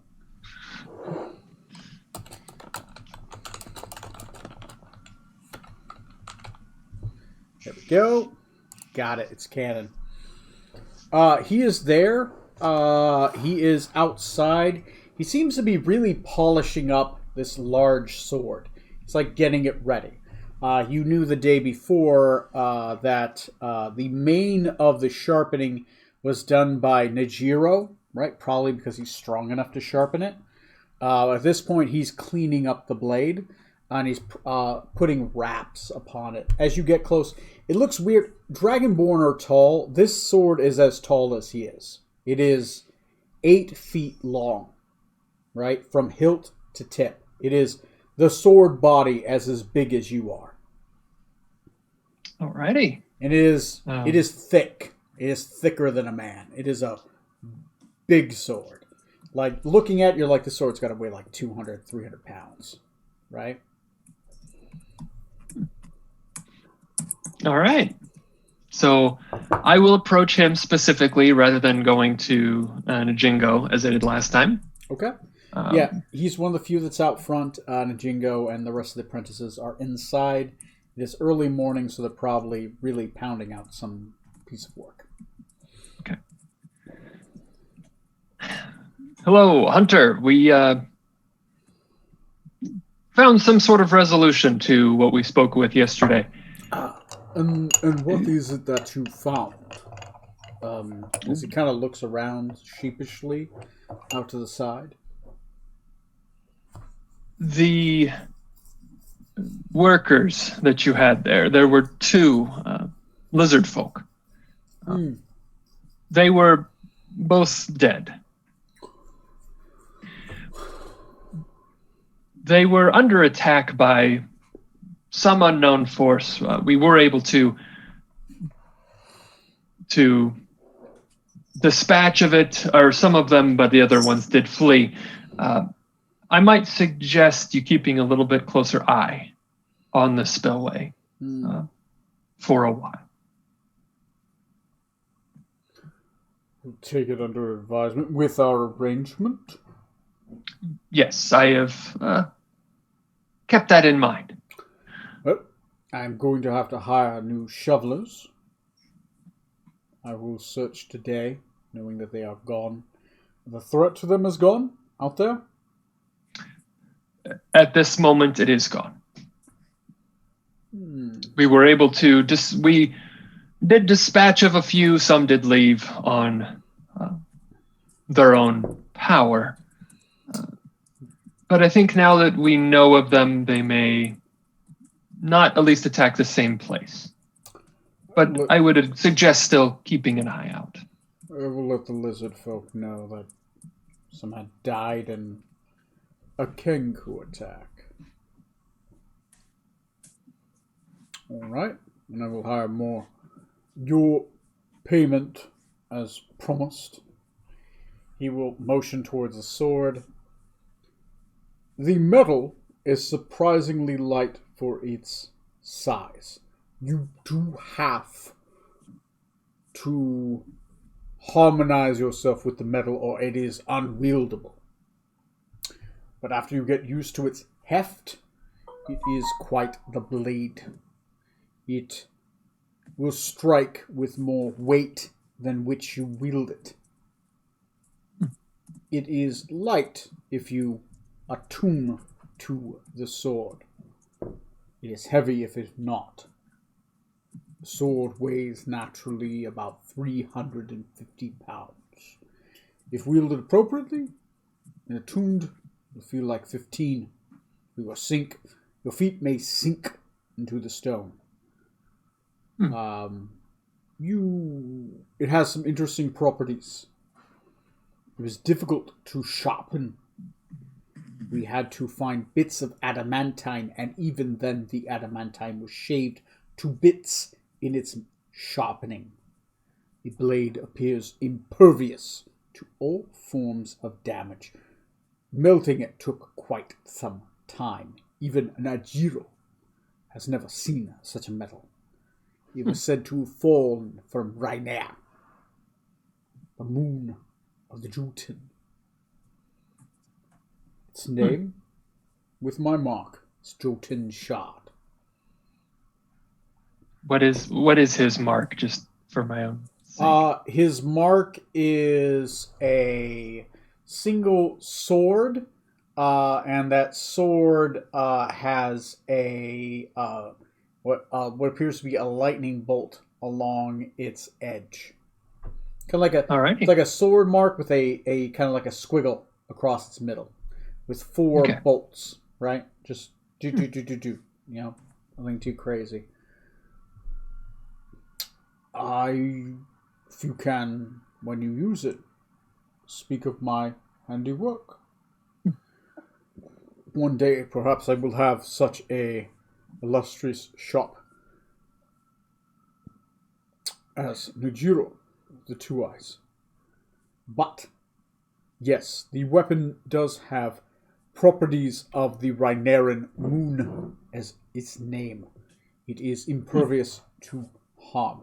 When it hits with its weight, not its felt weight. Most foes will topple amongst its strength. It seems to be able to cut through most metals and woods as if it is nothing. It cuts the rock keenly. And I have noticed that it has a Jotun property. When wielding, you can grow in size. It does not change size, but you change in size as if to wield it with its own property, enlarging property. Strength grows with the metal. So, you can add Jotun's Shard to your character sheet. It is indestructible. It has the enlarged property. It has a 10-foot reach. It is a great sword. It is a 2-handed weapon. If you're not attuned to it, you need a 20 strength just to wield it. Unattuned. When you do wield, if you are attuned to it, you do not need the 20.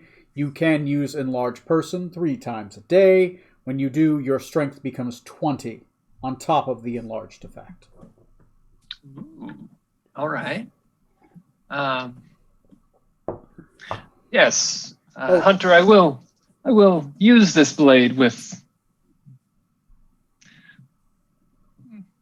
much glee. Okay.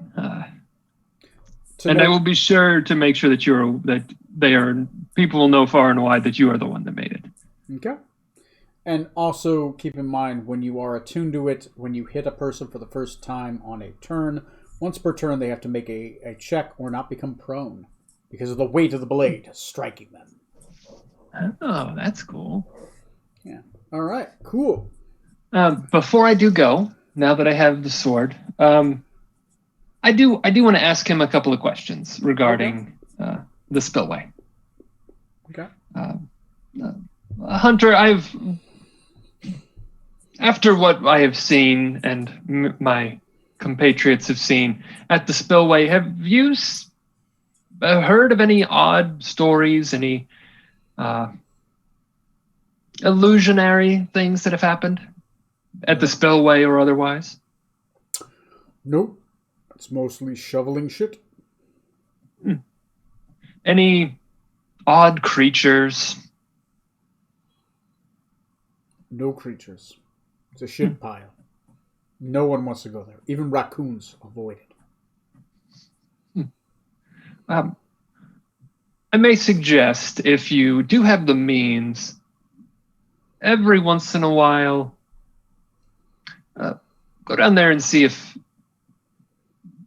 by using true sight goggles or some other magical means, just take a look around.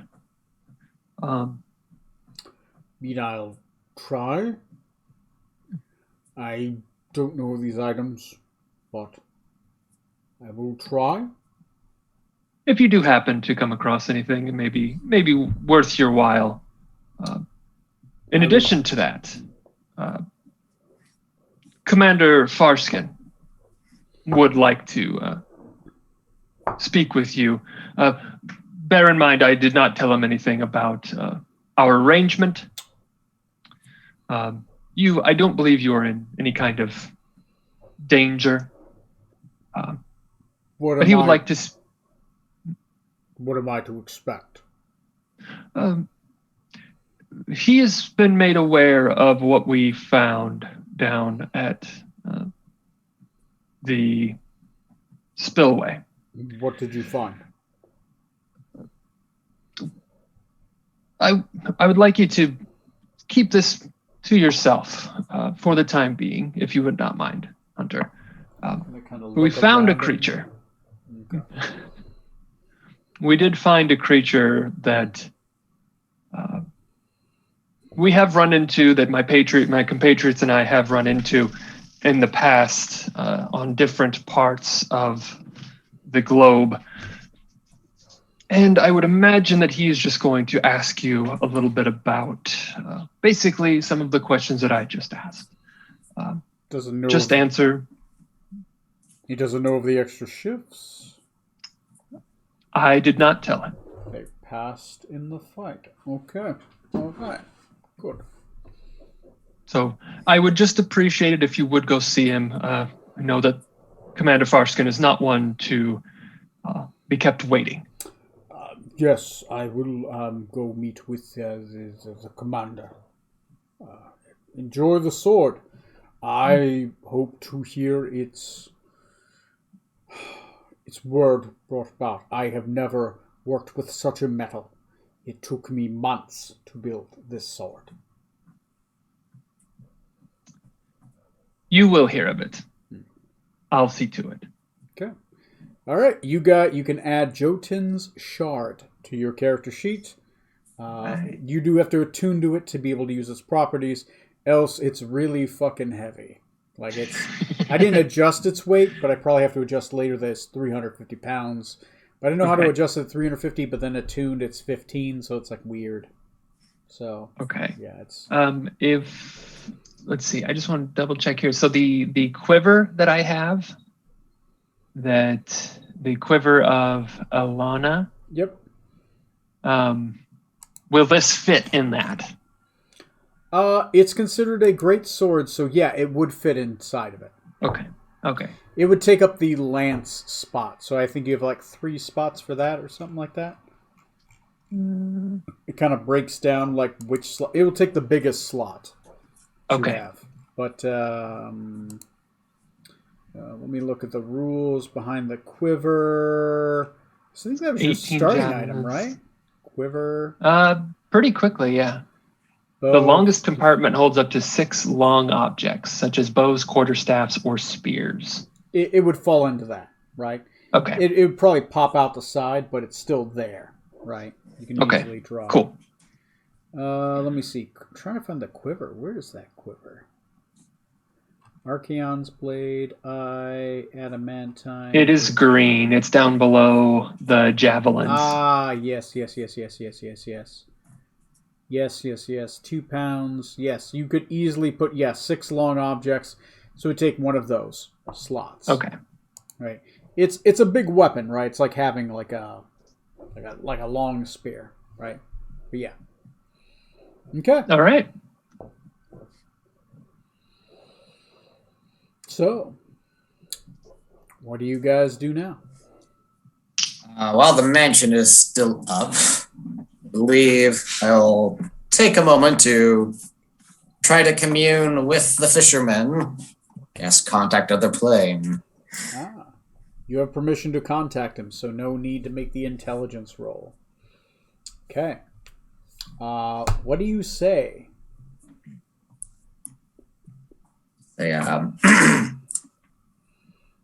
Eggshen, this is Decadic Thornbrook from the Nostromo.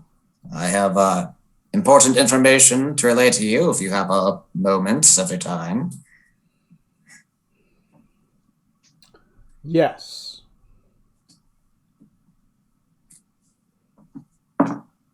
All right then. Well, I think you get yes, no, maybes, right? From the responses.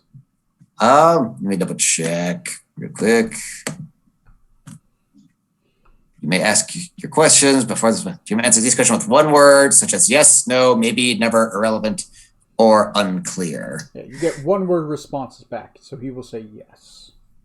All right. Did that count as one of my? No. Okay. There you go. That's one of them. All right. You get 5.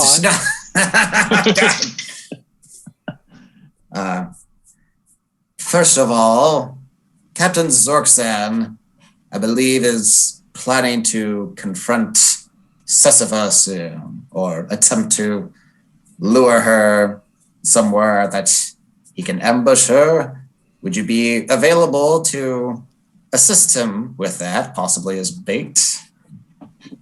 Yes. Well,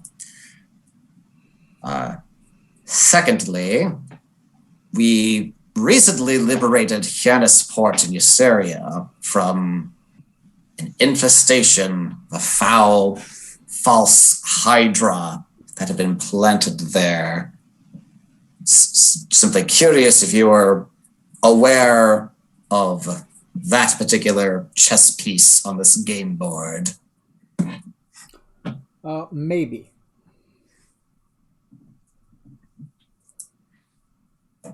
While liberating Hyannisport, we did come across a bizarre book, an incorporeal book that's not able to identify, but I believe it may be one of the codexes.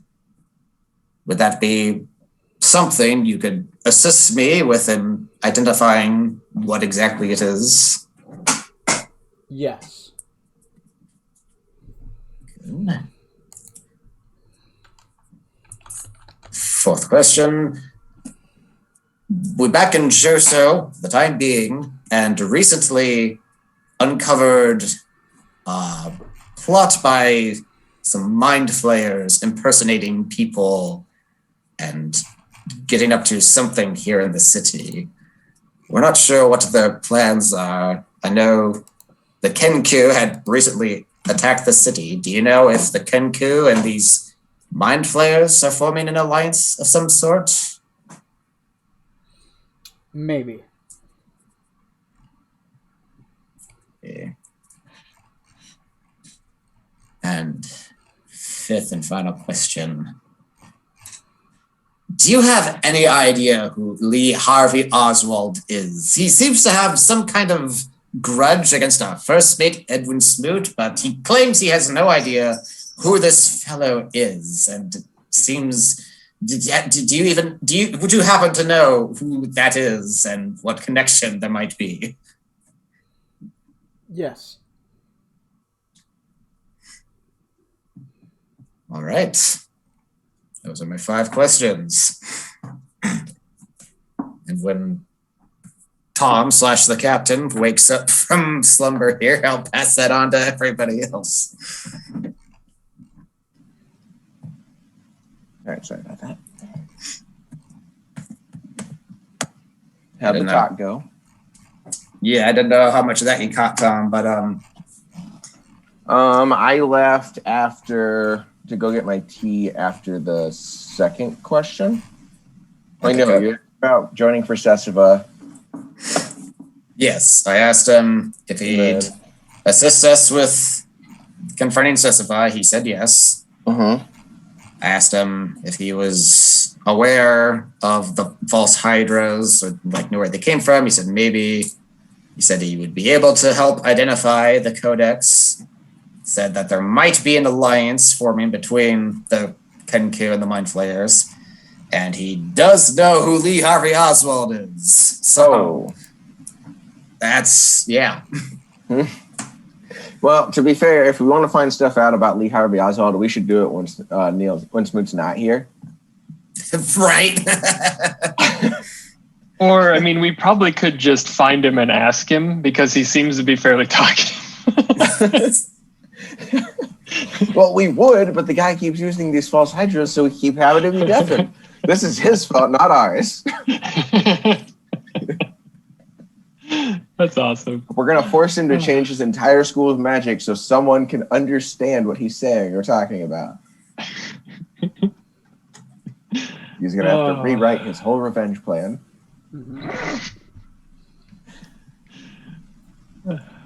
Right. Yes, I'll pass all that information on to the others, and the captain. Okay. Excellent. So, On that note, we are... I'm going to use the bathroom real quick. You guys figure some stuff out. I'll be right back. Well, as you say, we should move against Sessiva in need to try to get Reyna back sooner versus later at this point, or else Sessiva will be using her against her. Using her against me, as she's already threatened me with that. So, we're gonna put this place on hold, though we can run into town, so we can teleport back, so I can find something that might have a history from here. Once we go back to Sea Hall, anyway, and we're going to sail the ship over. Back over here to Rokugan and Quixava area, which will hopefully give my arm time to regrow by the time we get there. Yep. Very good, If it's Captain. not there, we're going to wait a bit longer because I don't know that I can do it without it. Sadness. It's too funny. Oh, terrible. I turned down a light flame to have my whole arm destroyed. Oh, Right? and I paid for the privilege. I mean, to be fair, it's better probably to have just a brand new arm than an arm that's partially missing some flesh. I mean, the guard or the other samurai probably would have just flayed your arm for free, just for the fun of it. Yeah, that too. Yeah. He would have done it as a favor to you, Strom. Yes, exactly. It may have even worked. Who knows? Maybe not. Never know. Reload that save point. Uh-huh. You're like, there's a poisoner. I'm like, but this is a disease. No. So What's he gonna do? Poison me? 7 more days so that arm's completely back. All right. So We're gonna go teleport to the ship. And we're going to go enter Sea Hall, and I'm going to find something that looks nice, so I have a piece of the city. Oh, you guys teleport to Sea Hall. Well, our ship is at Sea Hall. Yes. You teleport to the ship in Sea Hall. Let me grab up that note. Unless there's one quick side quest we want to do before we leave again, Yeah, no such thing as a quick side quest with us. You guys teleport to Sea Hall. Sea Hall is mostly known for its great cement column-style buildings with great steps and a massive trading dock, which is the center of the 7 towns of Ysera and is known for its politically charged populace. The city is surrounded by a moat and stone walls. The dock is massive. We're talking like a 40-ship dock. The front of the city is mostly dock. There are several ships going in and out, some steam-powered, some sail-powered, across what appears to be an area about the size of the Great Lakes. You teleport onto your ship. They are unsurprised by it. They even have a little area that people don't walk on where you teleport to. Currently, there are about 5 people on the deck. You teleport there, and they don't seem overly surprised. Like they were expecting you to show up at some point. Currently on deck is... Let me see. It would be the main guy on deck would be Grimblast. Grimblast is currently the man on duty on deck. While Jace is asleep, Grimblast will notice you. He's like, oh, Captain, good to see you. It's great to be back on the ship. How have things been here? Anything eventful? A couple of the crew are not allowed back in the bar for a few days, but outside of that, it is fine. Drinking humans with their man flesh walking about. Looks uncomfortable. Yes, they don't mold. That's about it. We've been drinking, having good time. Less crying people in this town. Other town, totally depressing. Yes, Hannisport was a bit of a downer. Big All the downer. murders seem to get to people. Yes, yes. Like they have some weight on shoulder. I don't care.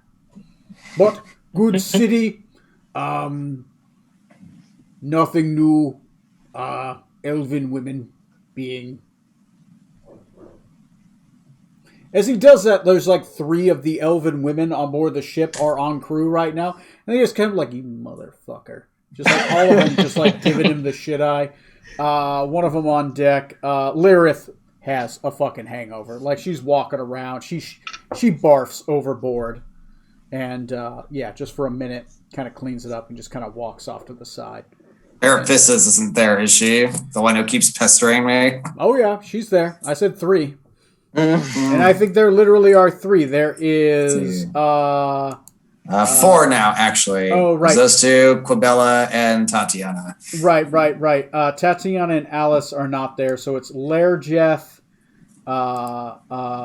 Merifius, and Quibelleth Holman are with Grimblast, as well as Quill Sharpener is there, just kind of hanging out.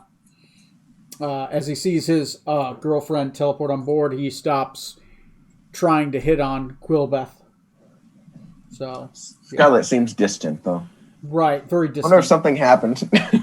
Right. So yeah, you guys are in Ysaria, in Sea Hall, in the great port of Sea Hall, on the ship, the Nostromo. What do you do? Well, we should take the day while we're here. Look around this city.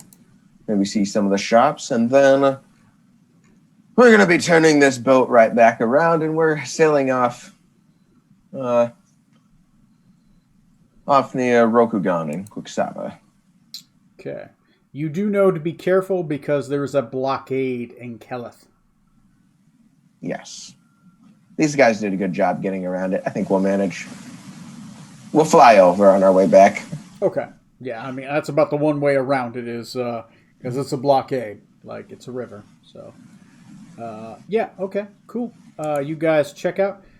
This is think of like a Greek-esque city, right? Ooh. Great concrete structures, lots of tapestries, and kind of like cloth walls between areas. There are traditional walls as well, but it's very Roman-esque, and it's built grand structures with large ceilings.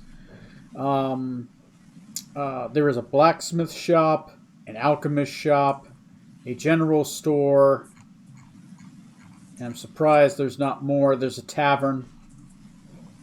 Yeah. Right, dinky little capital. It's a large capital, though. There is stuff here. Okay. So where do you want to go? You said there was a magic shop in town? Alchemist shop, general store. Oddly enough, not a magic shop. There is a alchemist shop, blacksmith shop. But that's about it. There is not a magic shop, which seems kind of shitty. Kind of disappointed in this capital. Can't expect, humans, a largely populated human city to have a lot of magic. They're not that magical. Look around the city, see, are there a lot of birds chirping? I feel like there's a lot. Yeah, let's just perk the ears up a little bit. No, we're going to just play ignorant to that for now. There's a lot of seagulls kind of going, ah, ah. There's a little bit of bird sign going on in the background, right?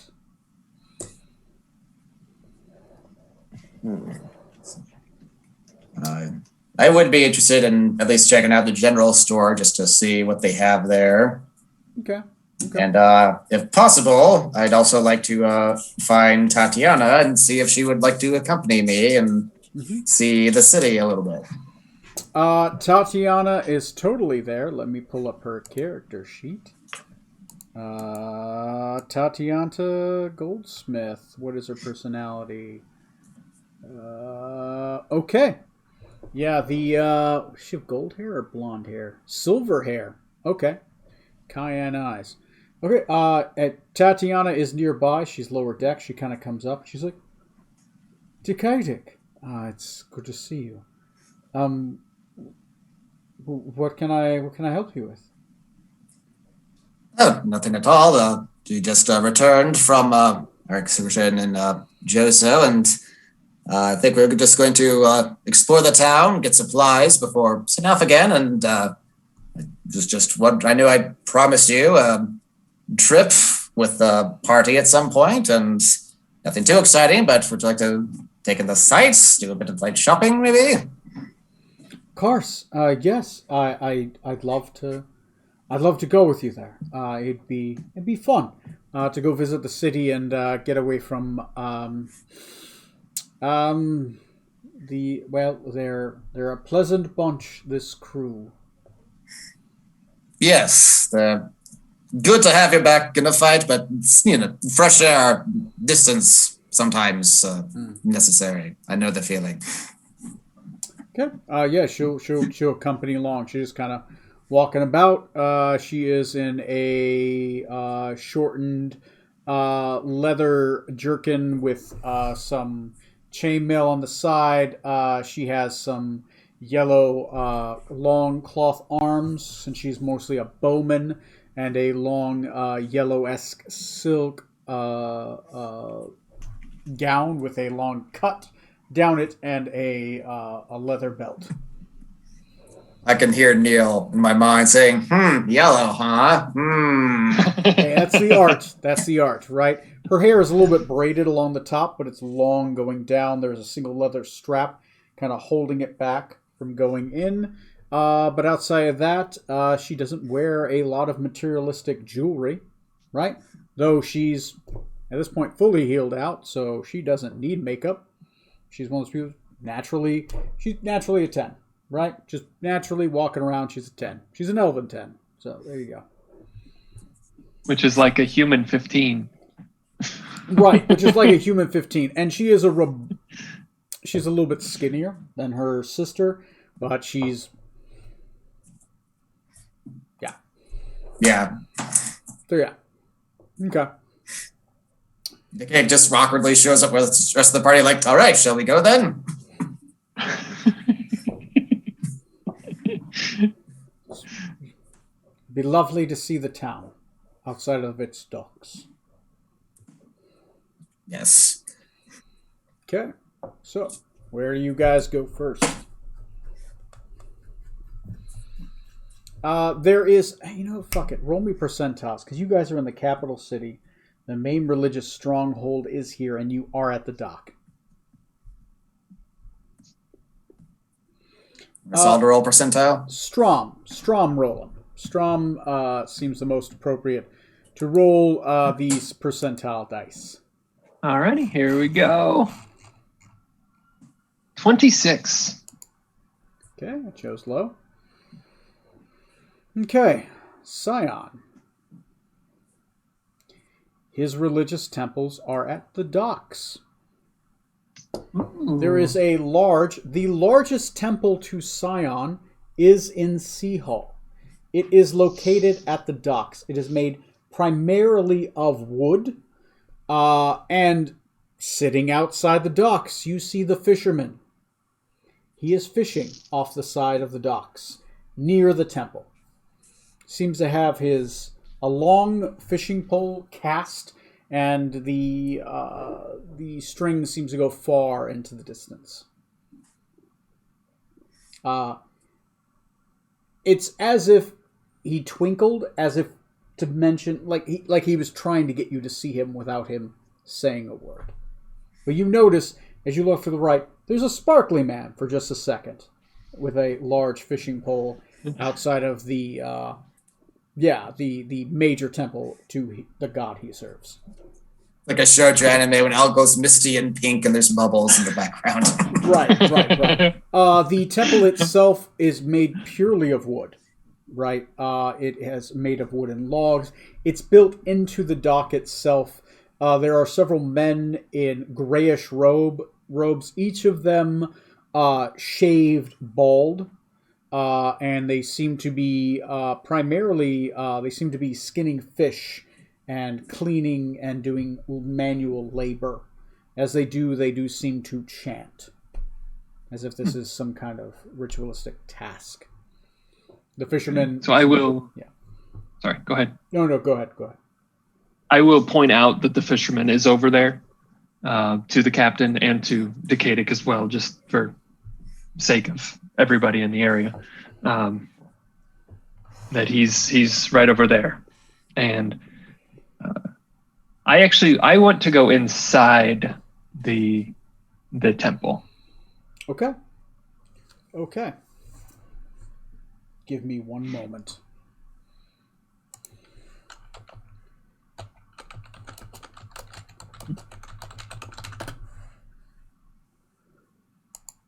Give me a second here. I gotta find this damn thing.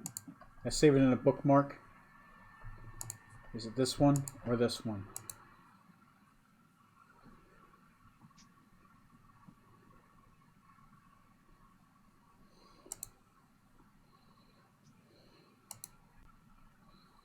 Not that one.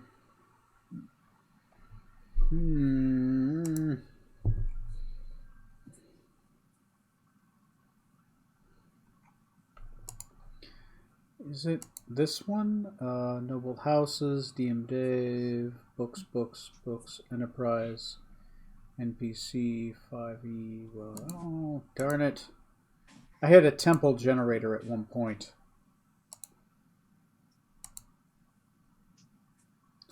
I'll just wing it for now. I had it there.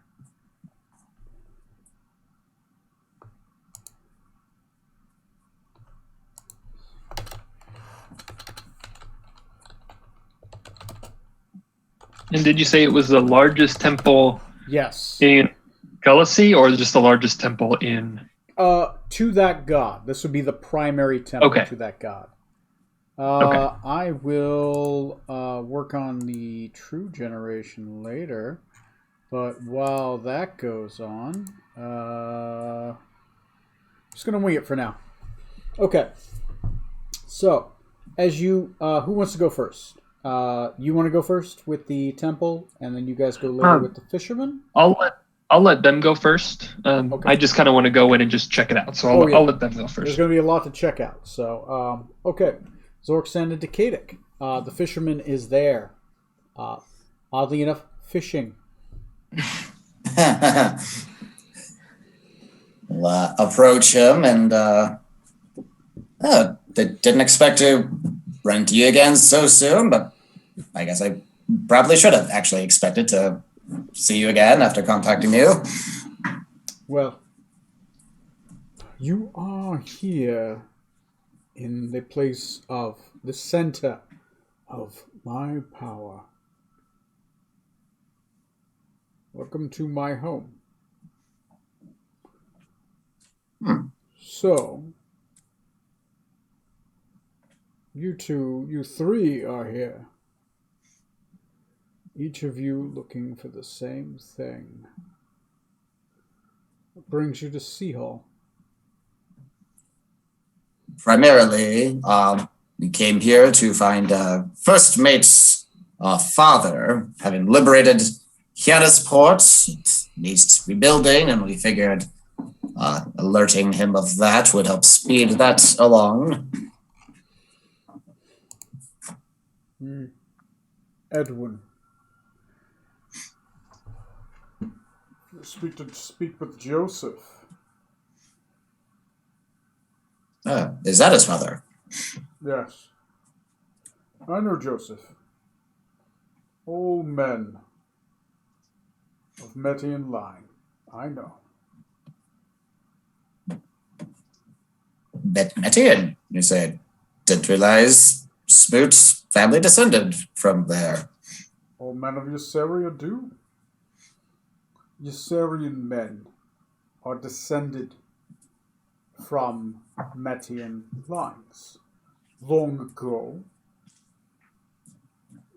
the belief structures split, and,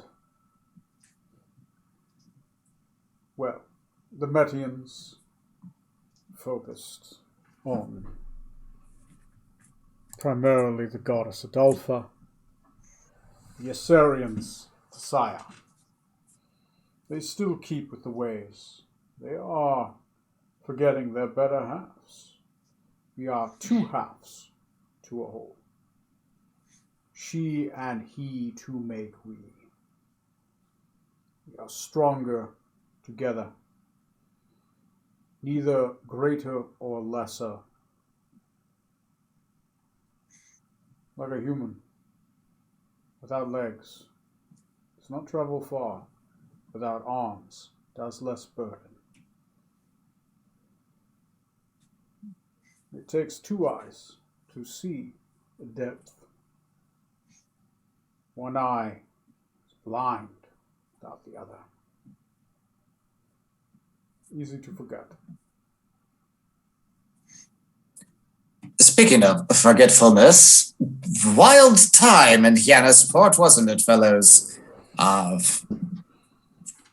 Entire city was besieged by false Hydra, terrible, horrible beasts that could alter memories and even seemingly erase people from existence.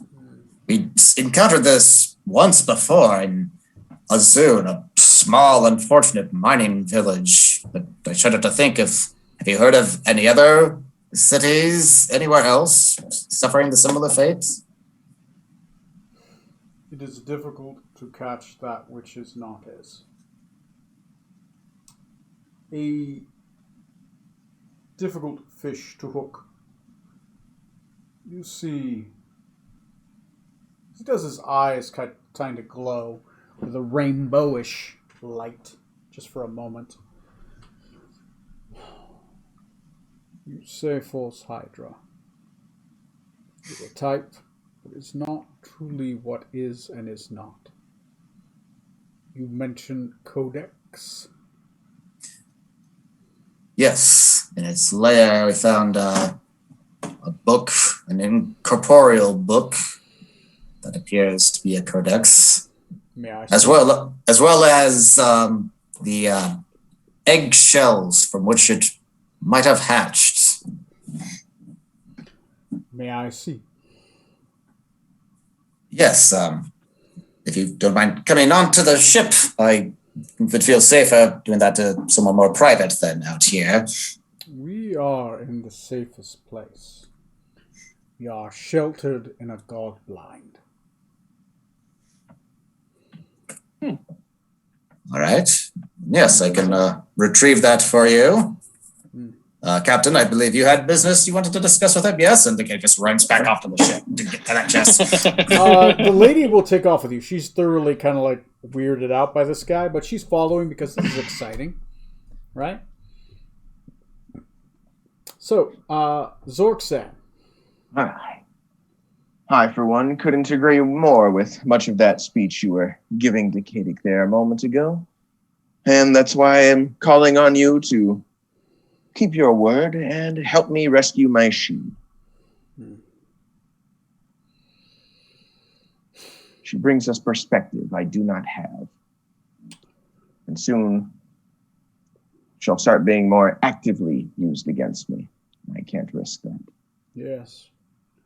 She's after the Codex. If only she knew. I found the halfling.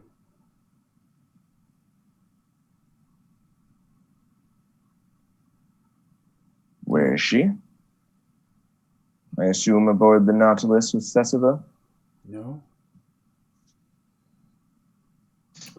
No, you were very close to her at one point. No. Prison.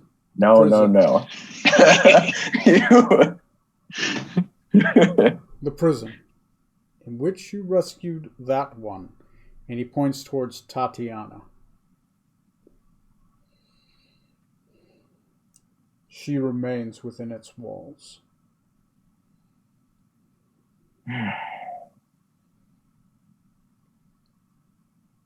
On which floor, I do not know. But she is there.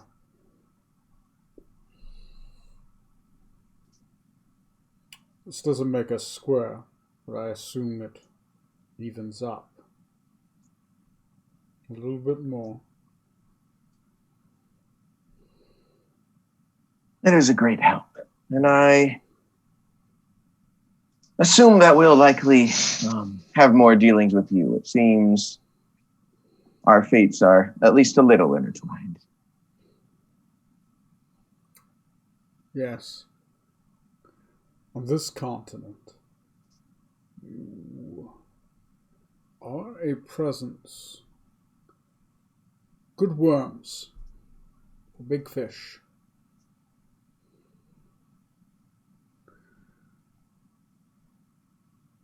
So, how would you presume to move? There are many fish in the waters. Some are in the way of catching the real barracuda. Oh, well, he's fast. Decadic starts running back. Yes, I got the chest just in my arms, just awkwardly trying to hide it, but I can't really hide it. Just roll me a con, since you were kind of sprinting there and sprinting back, right? Because he wasn't far from the ship. He was a little ways off, but the main temple is near the center of this port. So 5. So you don't suffer a level of exhaustion, but it's kind of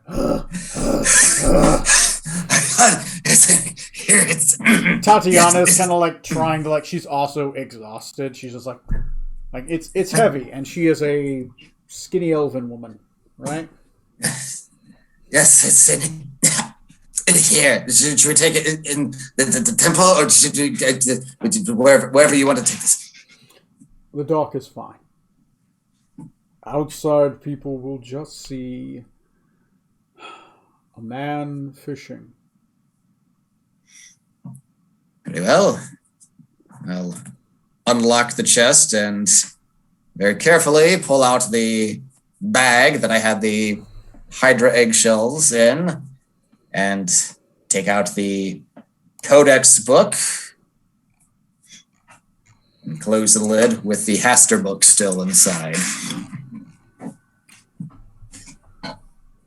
He picks it up and he looks at it. Said a creature of great power, evil. Have you ever heard of the cult of the Unwritten? I've heard whispers about them.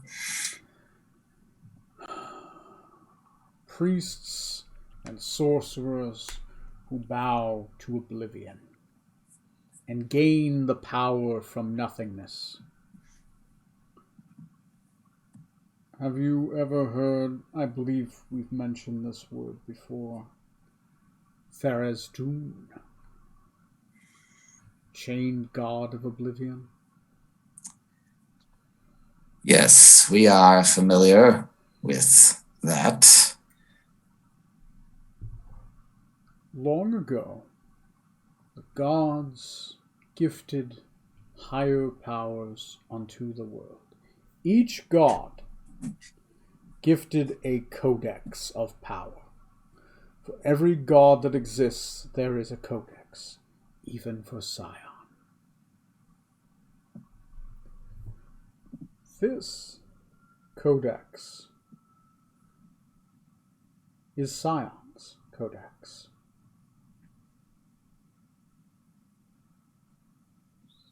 Who's Scion? One of the Metian gods. Ah, okay. Yes. The Codex of Aqua. Water. It has been unwritten. Each codex acts as a spike in the chain that holds back Tharizdun, the mad god, he who would eat the world. The priests of Tharizdun wish to unwrite the codexes. As they do, they unleash great beasts of evil. They are called hollow ones, false ones. Each of them that is unleashed is a horrible abomination against reality. If enough of them get released, reality shatters. The chain is broken. Tharizdun is released from the abyss in which he resides at the center, the shard of elemental evil. A dog on a chain, wishing to be freed, to bite his own master, not caring what he does to the world.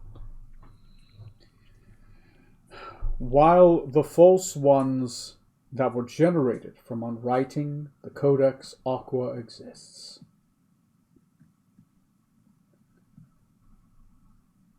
the tome will remain unwritten.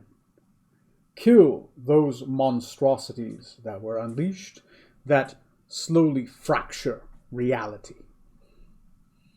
The Codex will be whole again. Aqua will be renewed. Each monstrosity itself is different. This one is 3 monstrosities. Describe in detail what you fought. Perhaps I can help. Well, we've actually encountered 2 such hydras. One was in a village just to the north of Hyannisport.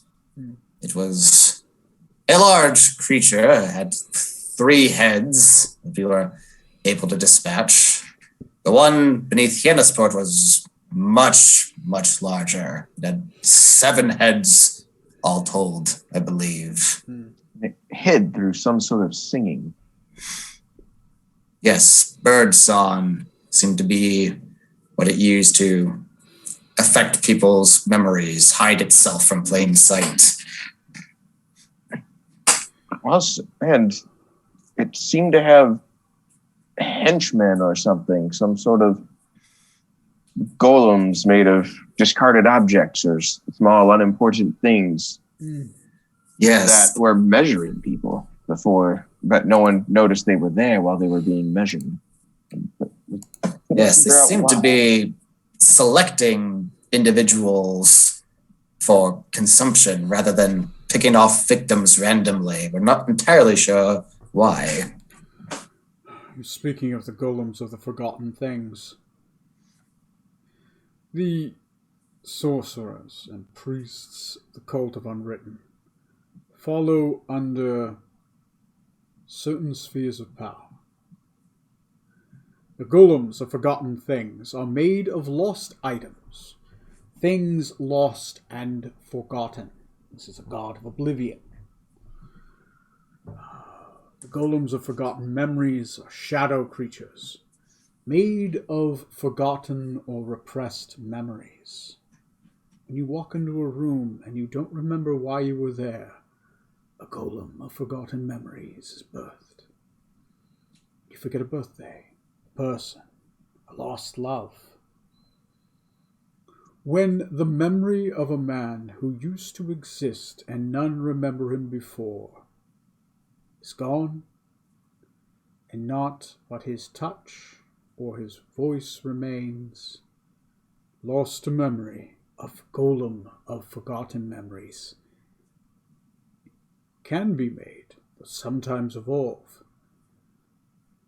into a golem of forgotten peoples, the most powerful of the lower golems. When a person is unwritten, they become a shadow creature of peoples who used to exist and no longer do. Careful. They exist mostly within a place called the White Zone. If you find yourself surrounded by white, by oblivion, you are surrounded by danger.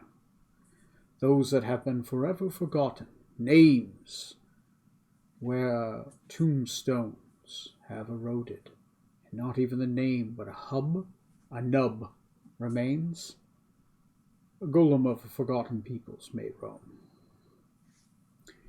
I believe what you ran into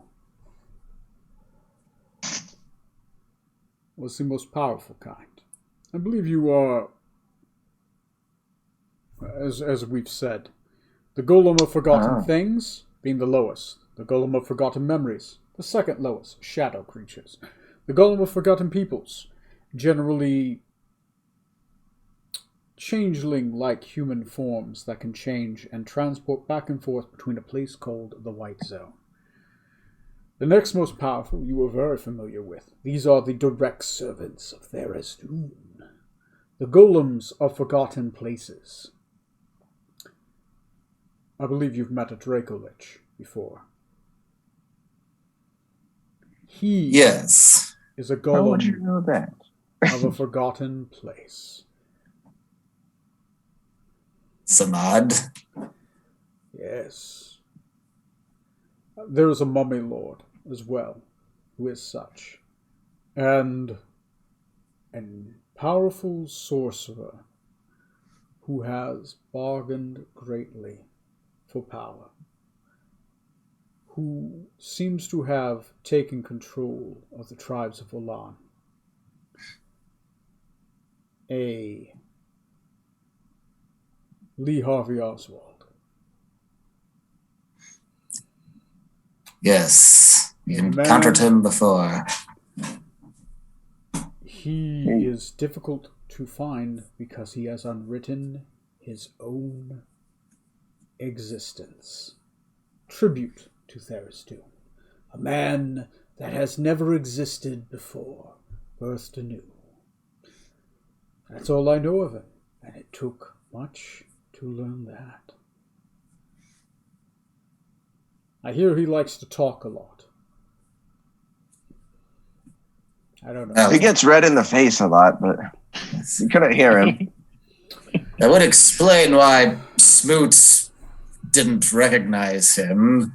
Seems to have a vendetta against him in particular, but Smoot continuously insists he has no idea who they are. The man sounds like a walking contradiction. Gets himself forgotten so he can live out a vendetta. Yes. Because of his movings, he is known to us, at least in some regard. The most powerful of the Golems are the Golems of the Forgotten Worlds. These are made from unwriting codexes. This false one you met was one of these. A single codex being unwritten could create one or many of these. I do know if they create many, for every one you kill, the others get stronger. Careful. Each of them might have significantly different powers. All of them based off undoing, unwriting, unforgetting, unmaking of reality, fracturing of reality. The powers are beyond even the gods. But limited still. Wishing to bring back Tharizdun. You say there is a third one of these beasts yet to be vanquished? That could be. You said We killed two of them. One was much smaller than the other. Still large, but not that large. I have heard whispers in Azun. Also in another city, a city called El. In the Majocracy. Whispers of a shimmering, horrid light.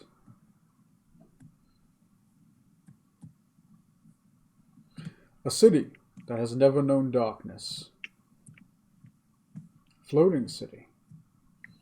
Far to the north. Near the Thayan fronts.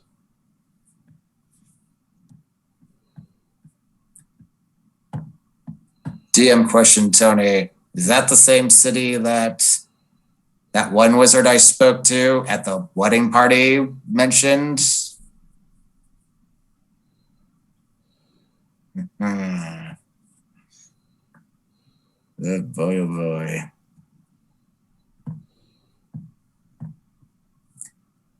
You say this is the Codex of Aqua. Yes. What powers would it possess if it weren't unwritten? What could one do with this? Control waters. Control the flow of a river. Command the beasts within it. Yeah, very similar to the Codex of Ignis.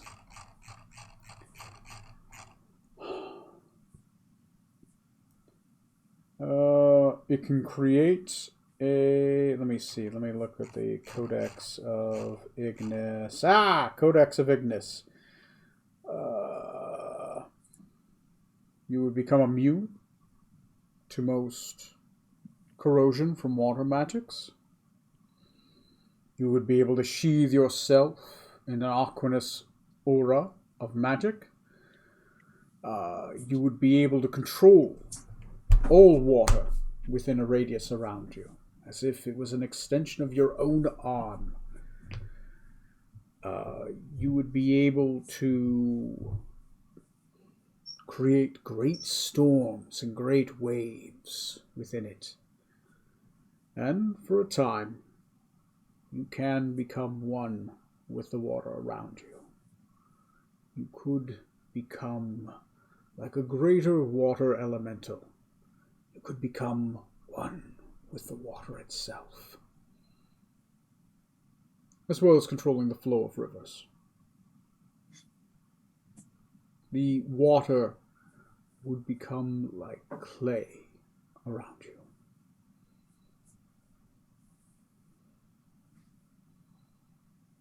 I'm just picturing Decadic like Ursula and the Little Mermaid, gigantic, creating whirlpools. Yeah, that's totally doable. Basically, a lot of stuff. Pretty much water-related magic. I'd have to write it all up, but it would be a lot of crazy stuff with water. Right. Be like control water, like 20th level spell. Yeah, like a 10th level spell of just control, like the spell control water, except the 10th level version of that.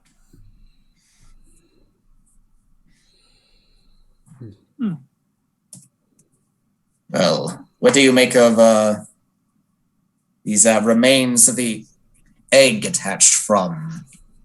Is there a way to safely dispose of these, lest it fall into the wrong hands? I'd keep them. Useful spell components.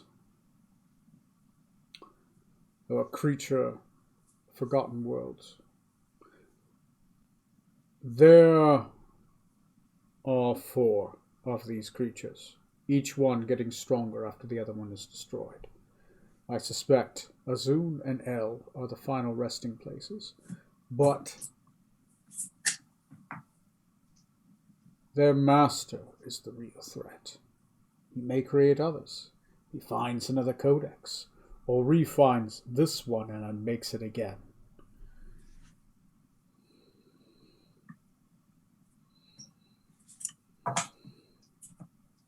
Very well, I shall make sure this is well guarded and protected. So, is there anything else you gentlemen need? What else? Oh yes, the Mind Flayers that we encountered. We're not sure entirely what their purpose is. We know they're primarily based far to the south in the Talon Hills. May or may not be working in concert with Oselius of the Deep. Those creatures have existed in this world long before Scion was here. Scion came as the humans, the elves. Those creatures have existed in that mountain for a long time. They exist in worlds beyond this one, Scion is aware of them. Be careful of them. They are enslavers. They do not have a large population. They are potent, and they do wish to breed. Each one you see used to be another humanoid. They will take these little tadpoles, shove them in an office. They'll grow in your brain. And eventually you'll become one of them. Through an orifice? Yes. We've seen similar tactics where they appeared to have been, their heads opened up more, not through a hole already there. There were scars along the sides of the head. Is that something? Yes. Is that different? That is how they breed. They are parasites. They infect other creatures, enslave them. Careful. They're powerful. Though they are limited here, they probably do not wish to stir the pot. Not with the Rhinarians and the Saphirians so close by, as this planet rotates around them. Apparently they've been watching our movements for some time. They seem to knew that we were approaching or had been in Yannisport, and one of them even took on the form of our doctor briefly, and apparently smooched before that. Yes, the impostors do that. They prefer for mankind to war amongst themselves. They'll even go as far as to impersonate nobles and initiate wars. They would rather us weaken ourselves, riper for the pillaging, if the time presents itself. Be careful. Eucilius is a danger, especially recently. He has attained a greater form somehow. Much physically larger form. It's horrifying. A Godzilla.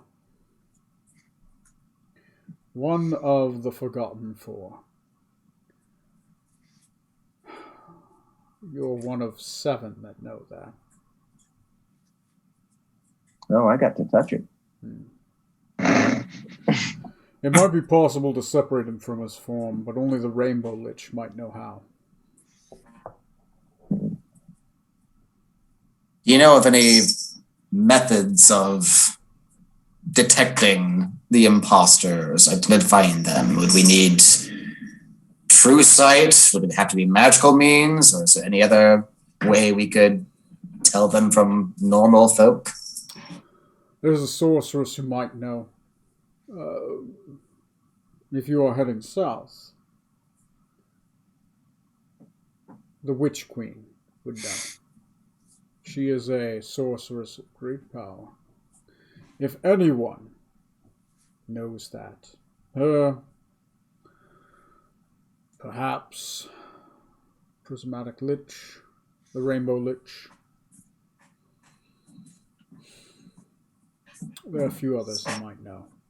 But she would be the most talkative, if you can get to her.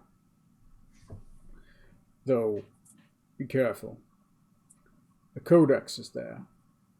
I'm sure it's tempting. But also, the Minotaur god and his army lay there. The demon god one of the demon gods of the lair of the abyss, partially many thousands of years, was unleashed. But the Witch Queen was able to keep him from marching more than 5 miles outside of the mountain. So him and his army lay there, forever in the lonely mountain, unable to ravage the world from the abyss and their lair of it. Do be careful. He is. He and his minions are quite powerful. He is a demon lord. But, through a sacrifice, she was able to keep him. So they sit there in their lonely mountain, in the remnants of her kingdom. She, their warden. I'm sure she could tell you all about it. I talk to her every once in a while. Be careful teleporting in and out of there.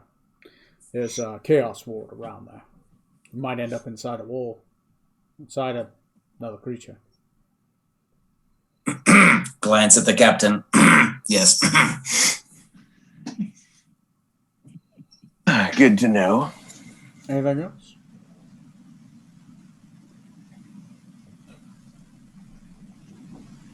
So all you have. Oh, go ahead. I was gonna say, so just all you have for me is that's where she is. All right. Yeah. That's fine. I can figure something out from there. She's in the center. In the Travel center. to the top of the mountain or through the side. Find a way to her. Careful. The cultists are fanatical. And if they die, they just go to the abyss and they come back up through the mountain. No amount of chopping will keep them down forever. I'm sure it'll be a fight. But they're just demons. Horrid demons of the abyss.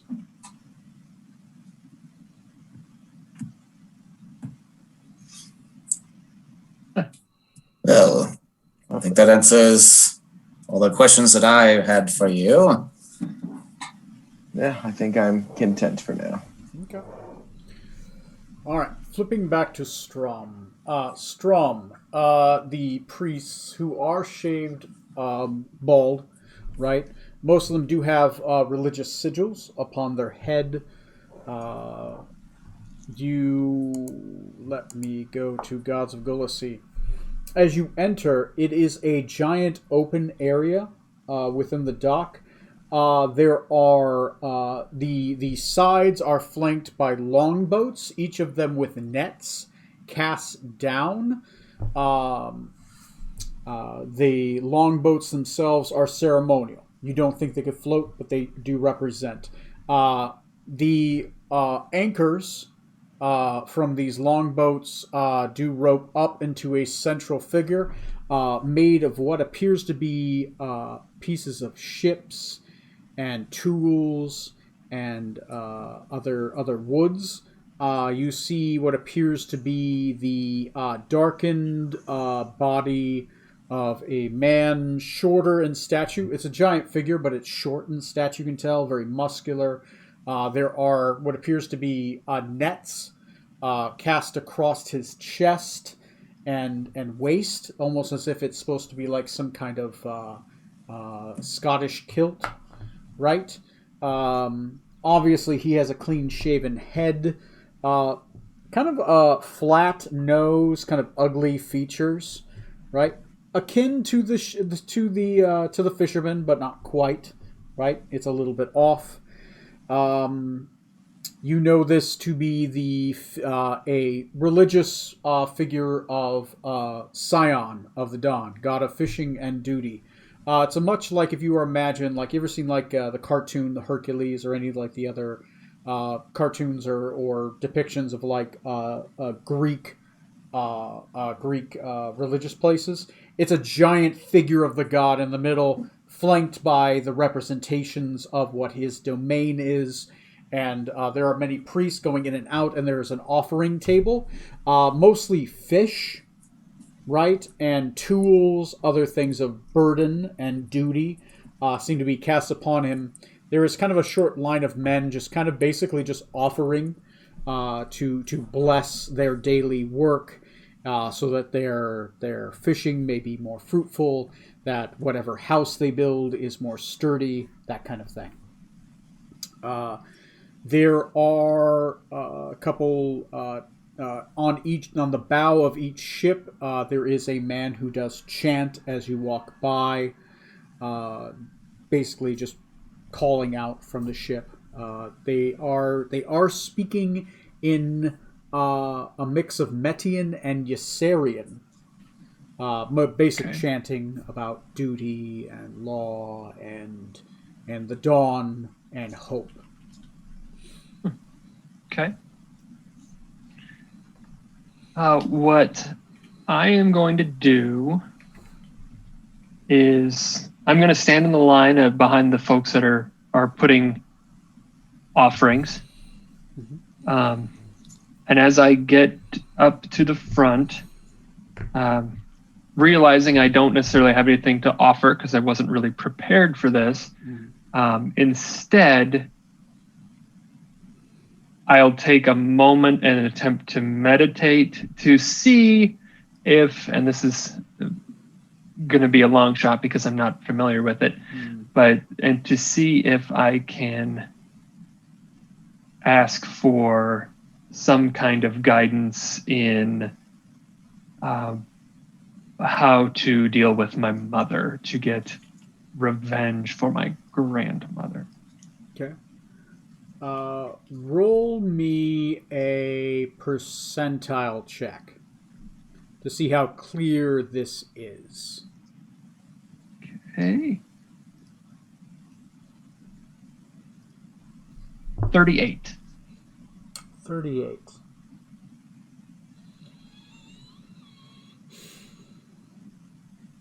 Okay. You see what appears to be a volcanic mountain. Not quite truly like, like it's like the molten like things everywhere. More like a smoking mountain with a white plume of smoke that rises above it. In the mountain itself appears to be in a mountain range. At its base appears to be the beginnings of a great lake. You feel your focus being zoomed in deep into the mountain very quickly. It's very difficult to pull out too many pieces. Roll me a percentile. Roll me a perception check. Right, this is sight based, no advantage. Right, it's kind of within your own mind. 15. 15. Your vision is zoomed in very quickly. As it is, you see yourself, your vision being shunted towards a great treasure room. In the very center of this treasure room, there sits a singular blade that appears to be cut into the earth, right? It's in there. It's a sword in the stone kind of situation. The sword looks like none other you've ever seen. You see what appears to be a onyx black blade. Inside the blade, not the twinkle of light, but the reflection of stars deep within it, as if it is made of the night sky, twinkles inside of this. The heft of the blade is a black onyx as well, with a blackened and maybe black leather wrapped sheath. Its pommel is a simple blackened, not opal, but it's clams have these. Pearl. Pearl, a single blackened pearl. At its center is a skull-like face carved out of blackened onyx, which twinkles with this similar starlight in the eyes. This sword appears perfect in design. As you feel yourself being drawn towards the sword, almost as if you reach towards it, you feel your life source being sucked into the sword itself, as if you are being absorbed. You pull back reflexively, feeling pieces of your soul being peeled off like it's being filleted. You find yourself shunted back into yourself. You feel exhausted, and you feel a little lessened, as if somebody ripped off a piece of your soul. It'll grow back, but definitely like a piece of you was taken off, and you felt it being sucked into the blade, and the infinite starlight that exists within it.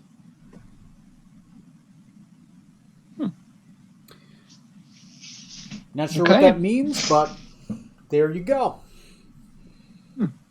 All right. I'll note of that.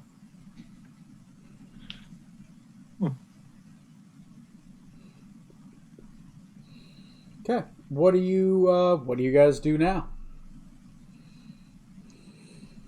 Well, it's an awful lot of info to digest. Yeah. Yeah. We're going to. Yeah. Well, did you do? In the meantime, think still move on and check out the general store and whatnot just to see what's available. Okay. Does anyone else has something they want to do? Nope. Okay. Give me a second.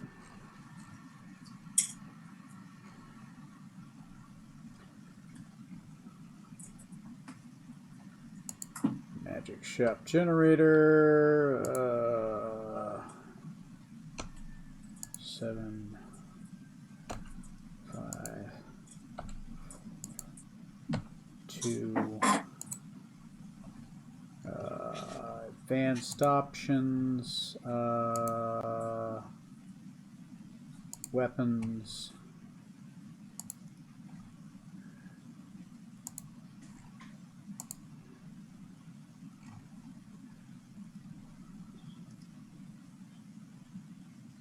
Weapons. Combat.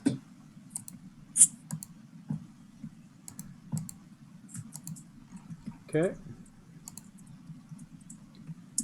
Okay. I've got the items made of the types. Let me see the subcat rare. Let me I gotta give me a second here. I had to grab these guys. Damn it.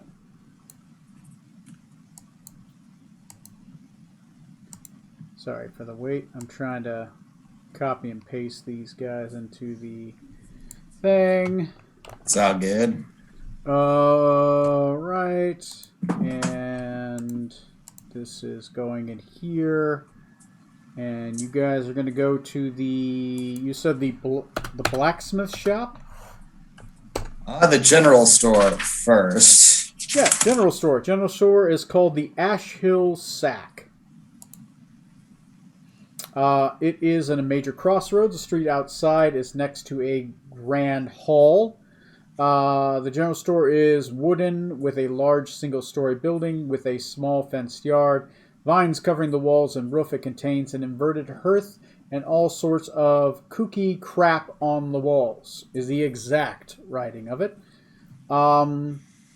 There is a female human who is manning the shop, and 3 other male humans. They appear to be getting like fish nets, fishing poles, that kind of stuff. Appear to be mostly sailors and fishermen. As you guys walk in, I'm going to pull up her description.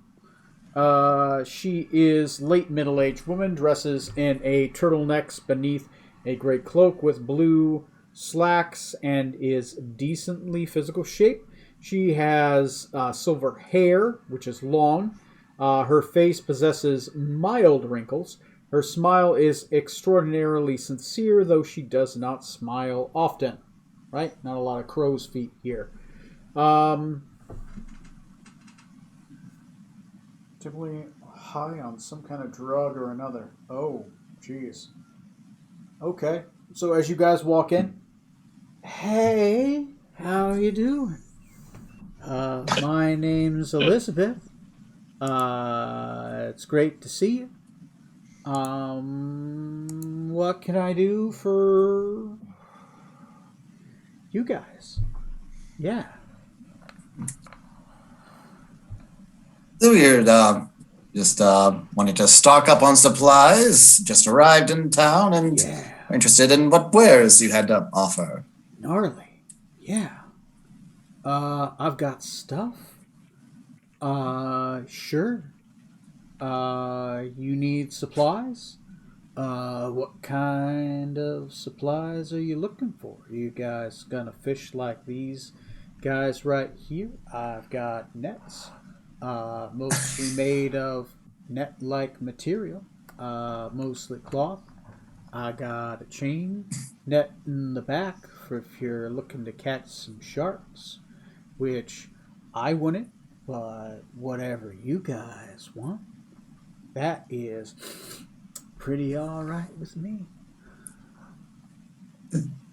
Yes, our quartermaster will be glad to talk to you about that. And Nikita will walk off because he feels like he's getting dumber by the second talking to this woman. Well, too bad you don't have a full master. I'll talk to one of his quarters. That's cool.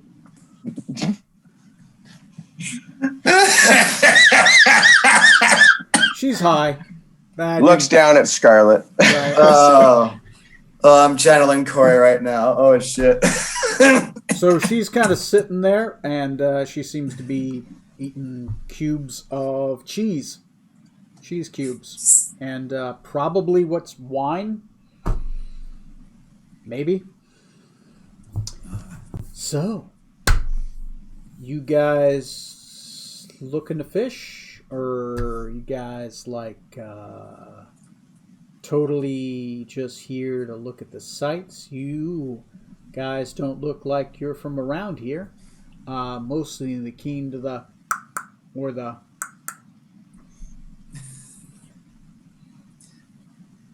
I was born and raised here, and I'm insulted if you think otherwise. Oh. I didn't see the motion that you made. I just heard that, so I don't have any idea what that means. Or the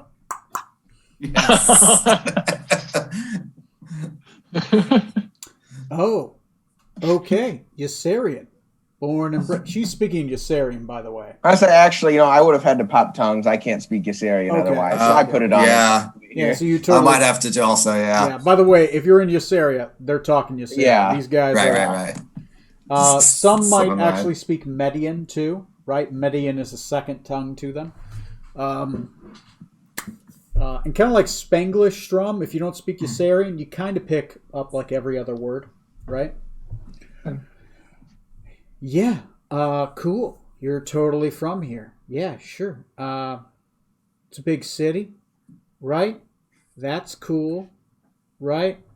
Your people are all right with me. I mean, not really, but I'm sure you're pretty cool. Quixotic. Very. Not exactly known for their, not being bloodthirsty crazy fuckers, but yeah, sure, cool. Yeah, it's all good. Welcome to the shop. Good thing Smoot isn't here. Oh boy.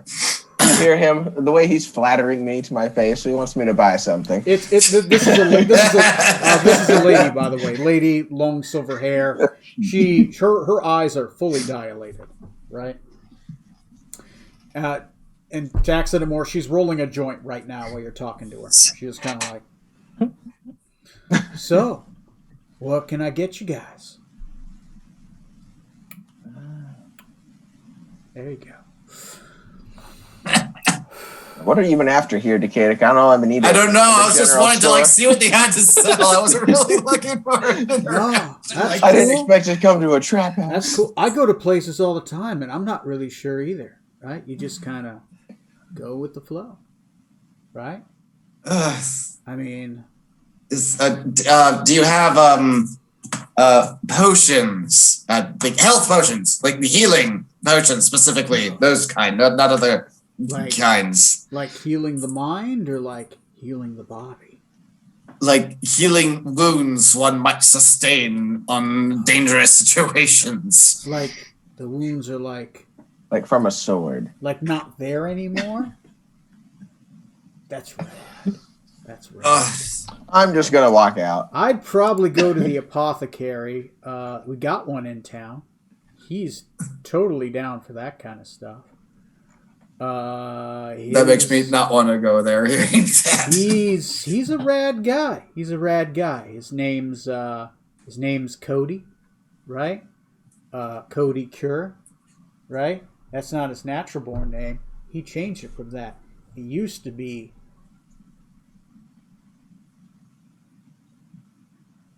Don't strain yourself else. trying to remember. It's quite all right. I think it was like Muley, something like that. It wasn't quite so cool, but yeah, Cody Curie. Cody Cure. He's got tons of stuff, and like you drink it, you're pretty all right. It's cool, man. Hey.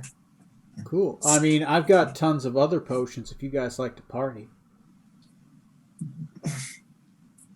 You know, we have a halfling aboard our ship. We may hit you up about that later, but I think for now we might just check out the apothecary on your recommendation. It's like the halfling above the quarterling, right? Yes. Yes, they are. That is so cool.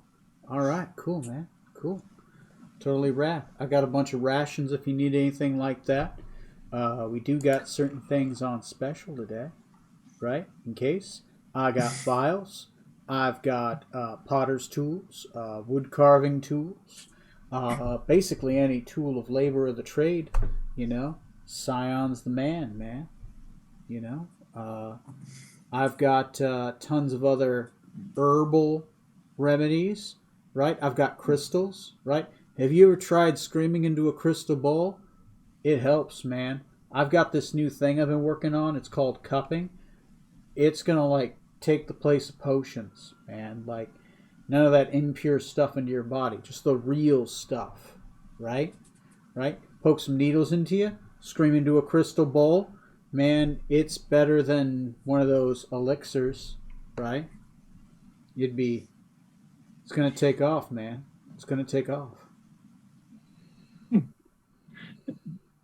Can I just? I don't want to ask because I don't think I'm going to get the answer that even is going to be remotely helpful. But can I do a little quick scan of the room and see if there's anything that looks, I don't know, anything that looks like it would be unique in a way that if I were to ask if they have anything unique, she would give me a whole bunch of shit. Right. Yeah, roll me a investigation check, right? That's an investigation. Okay. Investigation. A dirty 20. Dirty 20. Yeah. Yeah, you do see something just kind of neat on the wall behind her. It appears to be like some kind of like marionette, right? Except its eyes move for just a second, and its eyes move back, and it just seems to be like following people as they're walking around. It's hanging on what appears to be like marionette strings, right? And yeah. Okay. I want to just mess with it a little bit. Not really mess with it, but just kind of figure out. It's behind her. It's behind the counter. Right. Okay. It's behind her. I want to try to see if I can draw its attention, like if it is sentient or if it's just there's something programmed in it that its eyes just move. You grab like a couple pebbles, right, and you kind of flick them off to the side, and it's like following them as they go. They're like, you see its eyes moving, right, and it's like it's watching. And it's almost as if it notices you noticing. Okay.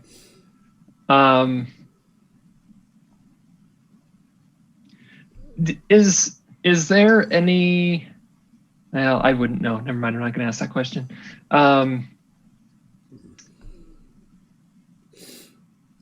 Does it seem to move anything else, or is it just the eyes? rolled enough good on Does the it seem to be perception. able? Its legs do move for a moment, right? Okay. but it's hanging from these strings. It's almost as if it's following you. It seems to notice everyone else, right? Like it's paying attention to what they're doing. Eventually, roll me a... You know what? Let me just roll... I'm going to roll... Let me get off your character sheet while I'm doing this. Let me go to just a miscellaneous... I wish they had just a miscellaneous roll room, but they don't. I got to go actually into a character sheet. I'm going to roll this with disadvantage because she is high.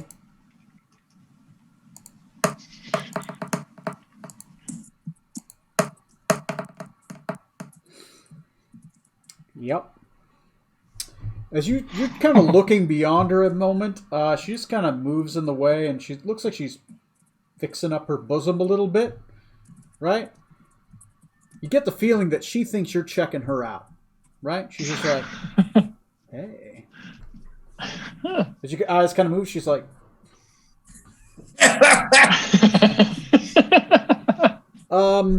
and she's got the thirsty eyes, right? She's looking at you like you're a big old cup of Median drink, right? Thirsty eyes and the munchies, a deadly combo. Yes. Right. Yeah. Right. So yeah, that's a one. That's happening, right? She's All right. okay. Okay. Middle-aged woman with silver hair, right? Just kind of checking Okay. you out. You know what? Because I kind of understand that she's under the influence of something. I'm going to try to play this up a little bit. Oh God. Okay. Oh, no. So I'm gonna go up to the counter and I'm gonna put my elbow on it and just kind of like, how's it going? Oh well, it's going pretty all right. Yeah. I haven't seen you around these parts before. You're tall, dark, mysterious. That's a wicked scar, man. Yeah, just came into town. Did you? You know, I do like toys. I see that you've got a kind of an interesting toy on the wall there. I didn't think that was. Oh, that. Yeah. Yeah, totally. That's my watcher golem. He totally kind of just watches things out. Got him some years ago, man. It's pretty rad. He kind of watches around. He can talk, right? He can move around, right? But he's on those strings, right? But he can like move around a little bit on his own, and he can tell me what he sees during the day. He only remembers 24 hours at a time. He's forgetful, but during those 24 hours, man, he's got like a memory. Whatever he sees, he can tell you what he sees. So he talks too, huh? Yeah. He totally can talk. Huh. Where'd you get him from? Oh, I traded with this guy years ago. He wanted like 13 barrels of like fish. He didn't have anything, so he gave me like this doll as like a layaway, but then his ship totally sank, man. So I kept it as, like proof of payment. He owed me half on return. He totally didn't return, man. Huh. Have you had any weird happenings have you noticed any weird happenings? Is there anything weird outside of what you do here?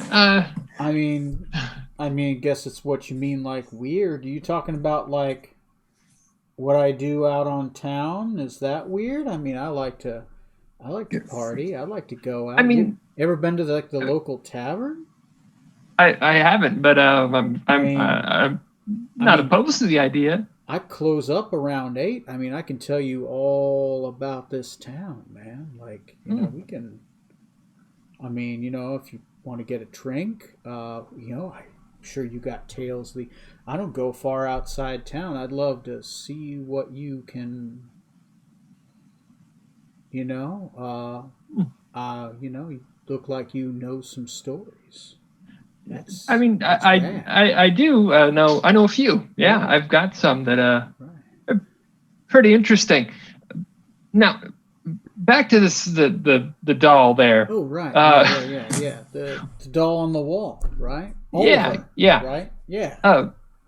Is there any random fires, things go missing, individuals with maybe complaining that their Achilles tendon were slashed, anything like that? I mean, that's weirdly specific. People like complaining that their Achilles tendons were slashed.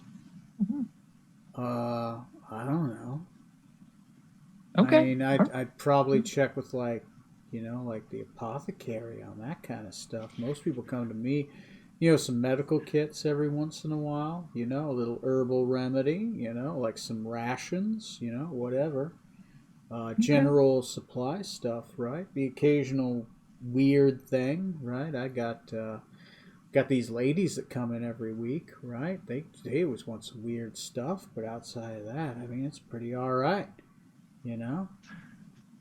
Do you ever get any Metian women in here? Oh yeah, those ladies show up at least like once a month, you know. But I mean, they're pretty rad, you know. The main lady, she seems kind of cool, you know. She's got Could these you, weird eyebrows though. huh? She probably doesn't tell you her name, does she? Oh, I think her name's like William. Something weird. Something M. Ah, Really? okay. Oliver, what's her name? Wilfalex. Oh, yeah, some lady named Wilfalex. She's super cool. Oh. Comes in like Has- once a month. Um, so you said that he only remembers the last 24 hours, Oh, yeah. right? Yeah. So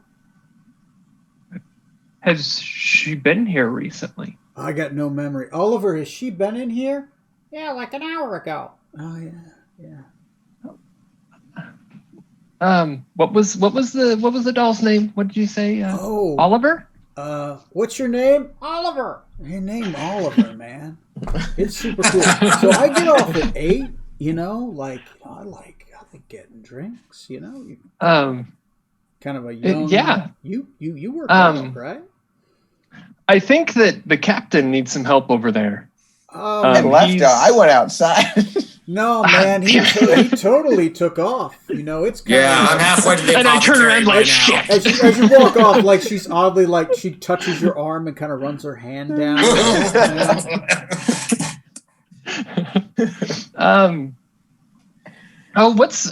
I'm really interested in that. Just point at something random in the corner. Could you grab that for me? I'm really interested in that. Oh, cool. Yeah, I didn't know you were into seashells. She walks over. She Yeah, grabs a bunch. yeah. Yeah. And while she's walking away, I'm just gonna say Oliver, and I don't know if he's gonna respond to me or not. Okay. What did Willixif buy?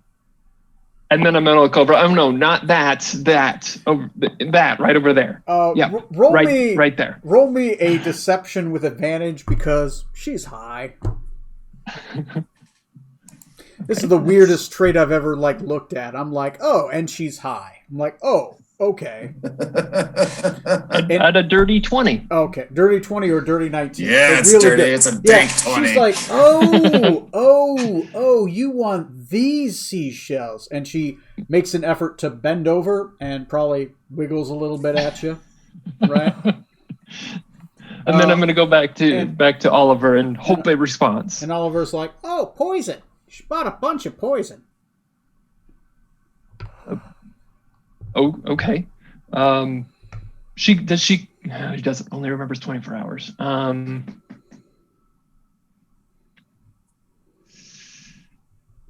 Did she mention anything about where she might be going? Politics. She loves politics.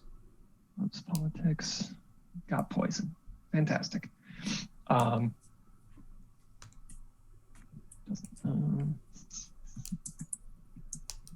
what type of poison was it? And do you know if we have the antidote anywhere in the store? Wyvern poison. Nope, no antidote.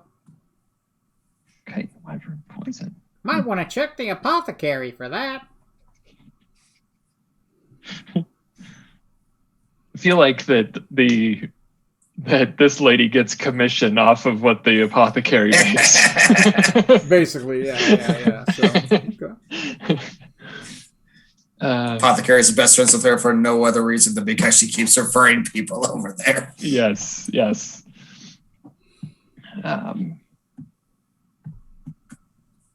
Okay, well, Oliver, Bring people over there. I appreciate the information that you've given me. And then I'm going to look back at her. And you know what? Actually, I'm going to be, since she did go out all the trouble to get the seashells, I am going to go ahead and just buy a couple of seashells. Okay. Okay. She will sell you some seashells by the seashore. It's going to be, normally be 2 copper. She gives them to you for a copper, and on the seashell, she writes a hotel number on there. Right? So very awkwardly because it's a seashell and it's curved. Right? It's like she has like a red pen. She writes it on the side. Is that a 7 or a 1? I can't. There you go. Room number 17. Alrighty. And then I'm going to go ahead and leave. Okay. Go ahead and leave. All right. Well, what are you guys going to do?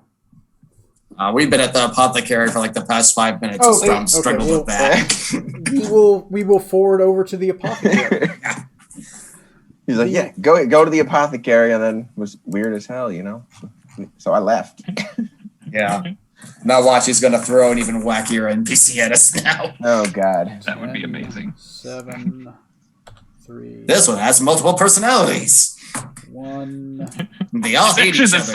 It's the same lady. She just like goes to yeah. She's taking a very strong dose of a downer now to go back. Let me see. Arcane. Where is it? It's on the other side of the general store. Potion. Goes through the back. Arcane. Divine. It actually goes into the same store. It's just 2 different doors. Yeah, like a Taco Bell, Pizza Hut, or whatever. Yeah. You walk around, you forget where you're going. Like, there's. You find it like there's the alchemist. You walk in, it's there. Fuck. Oh wow, that's a lot of potions. Nice. Copy, and I'm just creating his inventory right now.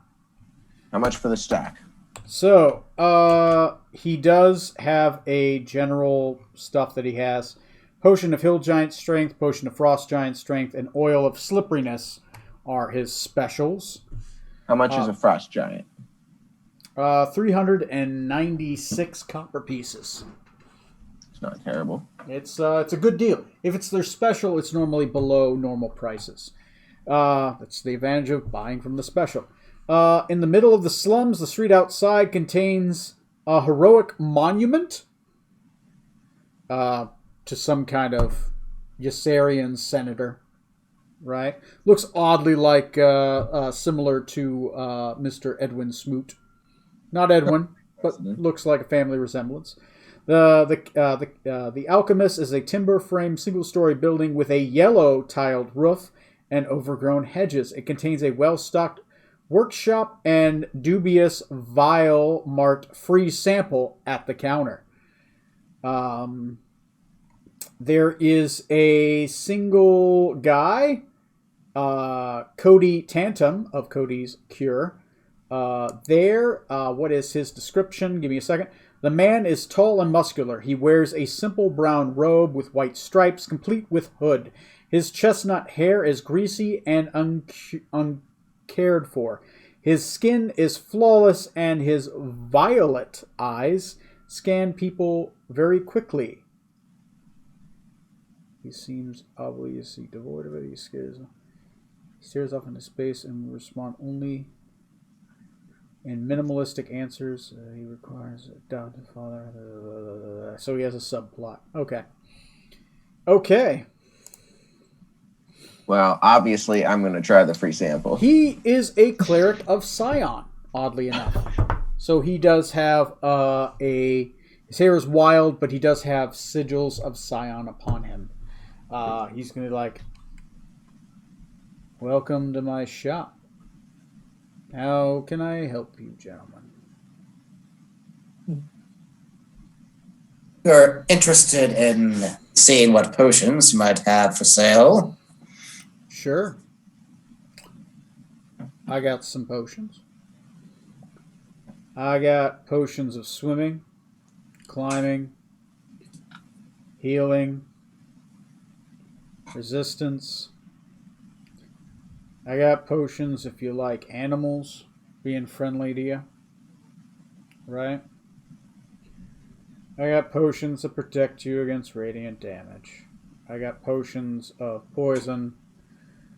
I got potions of restoration against poison. I got potions that protect you against thunderous and necrotic effects. I do got a bunch of shipment. I finished potions of invulnerability. It doesn't make you invulnerable. It does help you in case you get stabbed. I got potions of gaseous form. You turn into like a gaseous thing. It does keep you from getting stabbed. Right.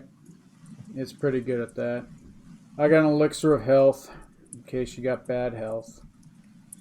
I got a potion of vulnerability.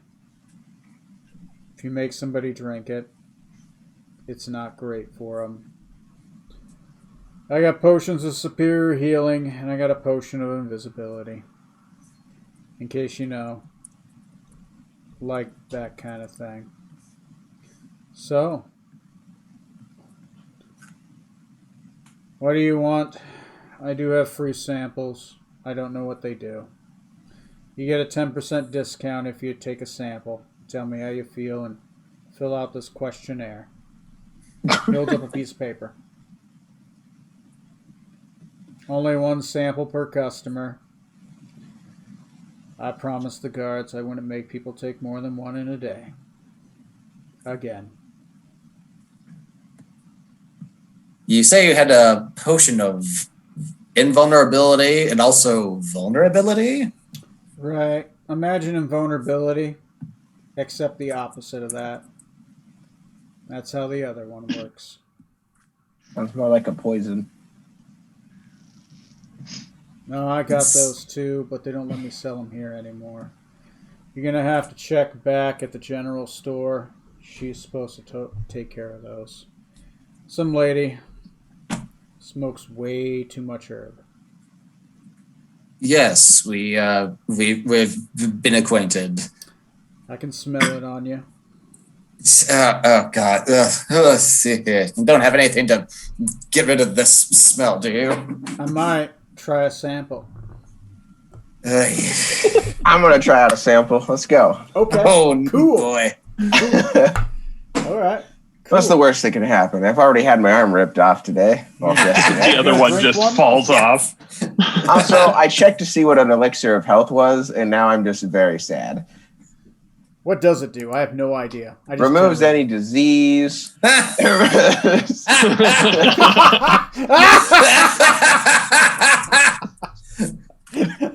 It is fucking depressing. Like, this place. This is the place I needed to go to. Anyway. You had 20 days too. 20 whole days. You could have waited.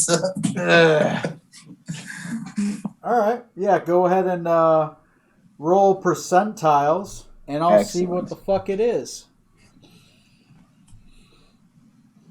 All right, we got a solid 86. 86. Okay. Roll me a...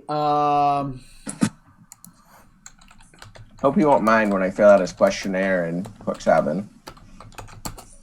That's fine. I can't write it in Yossarian. I can only read it and speak it. Okay. Let me see. You said 86, right? Yes.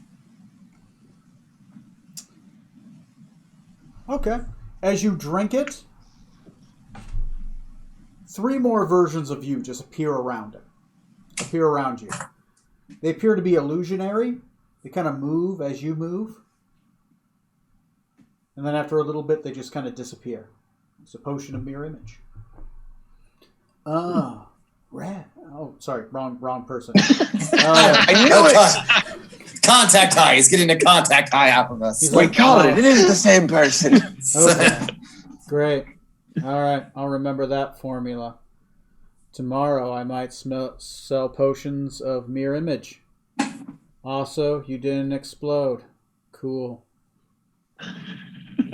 It's That only is a happened plus. twice. You look around and you see there's some viscera hanging from the wall.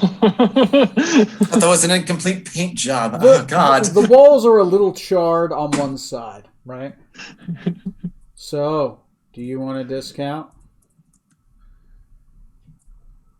Yes.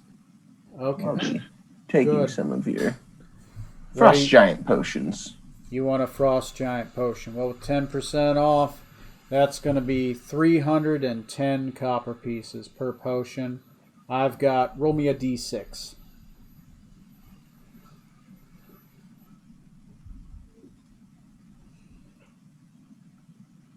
Two.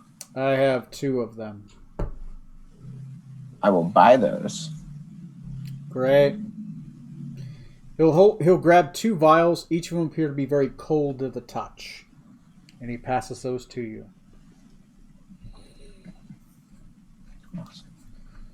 Okay. Add those to your inventory. All right. Is there anything else you gentlemen wanted? How much for the potions of vulnerability and invulnerability? I mean, it depends. Do you want a discount? You know, I'm feeling like a spendthrift today. I'll pay full price. Okay. Potion of invulnerability. Those for me are very difficult to make. So that's going to be 2,000 copper pieces. They aren't nearby. If you ever happen to get any, I'll buy them off you. Also, there's a war to the south. Really high demand. You know, people stabbing each other.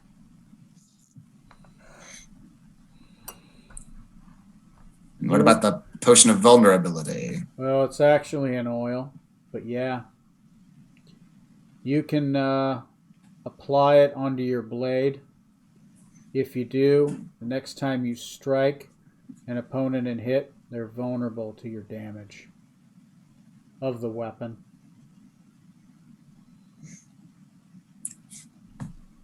How much would that be? That's 500 copper pieces. I've got 2 of them. I'll take both. Of the invulnerability or the vulnerability? The vulnerability. You said you had 2 of those, yes? Yep, I have 2.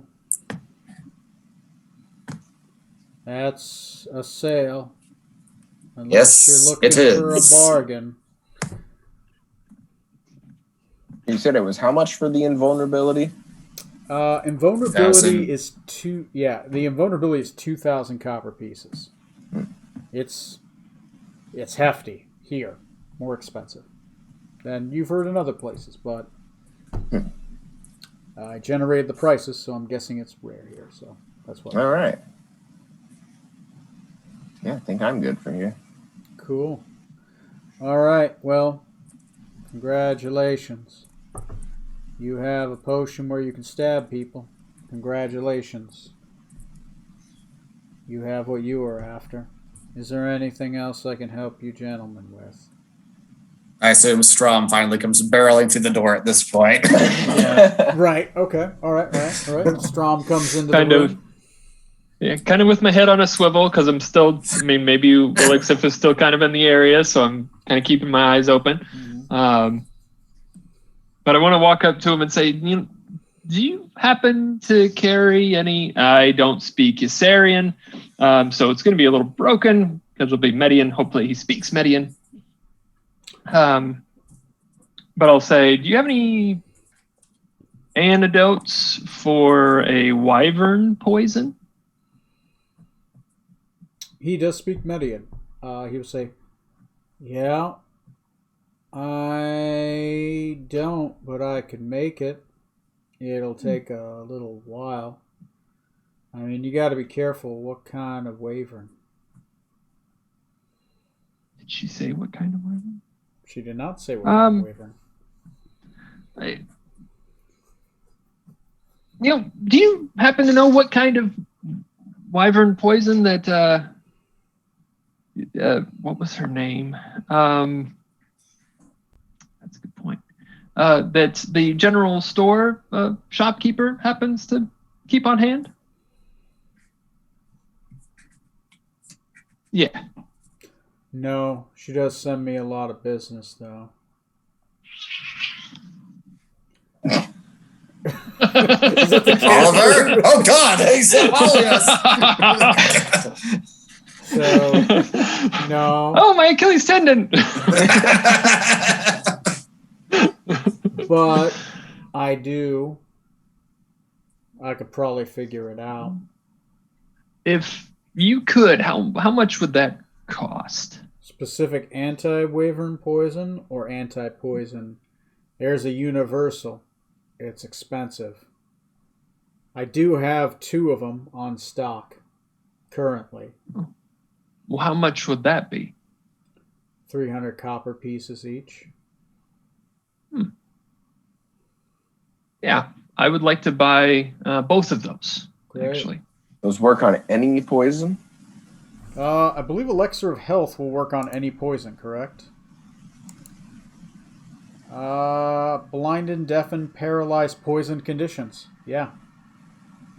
Pretty much any poison. There are obviously the edge cases, right? The plot poisons. Right. But, Sure. yeah, I mean, these will do the trick for most things. If it doesn't cure it, it means it's probably just going to die. Okay. Okay. Thank you. I appreciate that. Great. What was it called? Health? Elixir of Health. Elixir. Ah, there it is.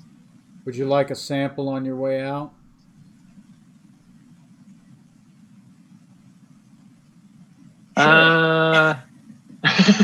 Don't fall for it. You're supposed to take it before you buy something. I'll pass this time, but maybe next time. Thank you.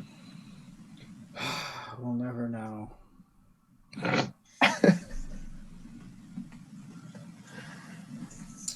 Great. Is there anything else I can help you gentlemen with? I think that will do for now. Yes. Thank you very much. Thank you. Come again. Welcome to my shop called Cody's Cure. Very cheerful where guy. we cure stuff. Out the door. He's giving you the selling name as you walk out the door. Obviously enthused, right? So you guys find yourself outside of the street. Once again, that heroic statue is outside. This is a slum. Some guy's vomiting in a alleyway, like bleh. He just kind of looks at you guys weird, then just walks off. Slobber. Just turned to Tatiana. I was like, sorry, this is such a bizarre excursion. Normally it's not quite this odd when we go into a city somewhere. She looks excited. She's like, this is great. This is a real human city, right? They're vomited in the streets, right? I saw some guy, he had like no pants on, right? There's these weird, like, look at those drunk people there. These are real people, right? The bard was playing in the street. monuments, not like boring Viserian cities with their marble streets and their big palaces and servants, right? These are real people. Look at that lady and her kid. Well, that's a midget. That lady and that small gentleman, right? This is a real city with real people that are really dumb. Like this is like if we're gonna go to like a better side of town, right? I mean this place is just getting a little too real. I'm armed and I feel like somebody's gonna stab me. Yes, I believe eventually the plan is to hopefully seek audience with Smoot's father. I presume there's a nicer district that he resides in, maybe. Well, I gotta say though, it is better than the prison, right? Never want to have to go there again.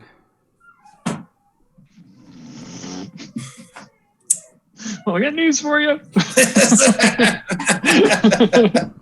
Okay. All right. It is 11:30. You guys are hanging out in the slums. I don't think if you guys have anything else, we'll probably just end it here in Sea Hall. Yeah. That's a good spot. Sounds good to me. Okay. Yeah, you guys traveled around. You talked to a bunch of people. You got info dumps, right? I'm always giving info dumps every game, so more stuff, right? You guys got another subplot you can go on, right? More stuff, right? Actually, multiple subplots were signaled this game. Some you have more information on, some a little bit more mysterious, right? So I guess we'll find out over time.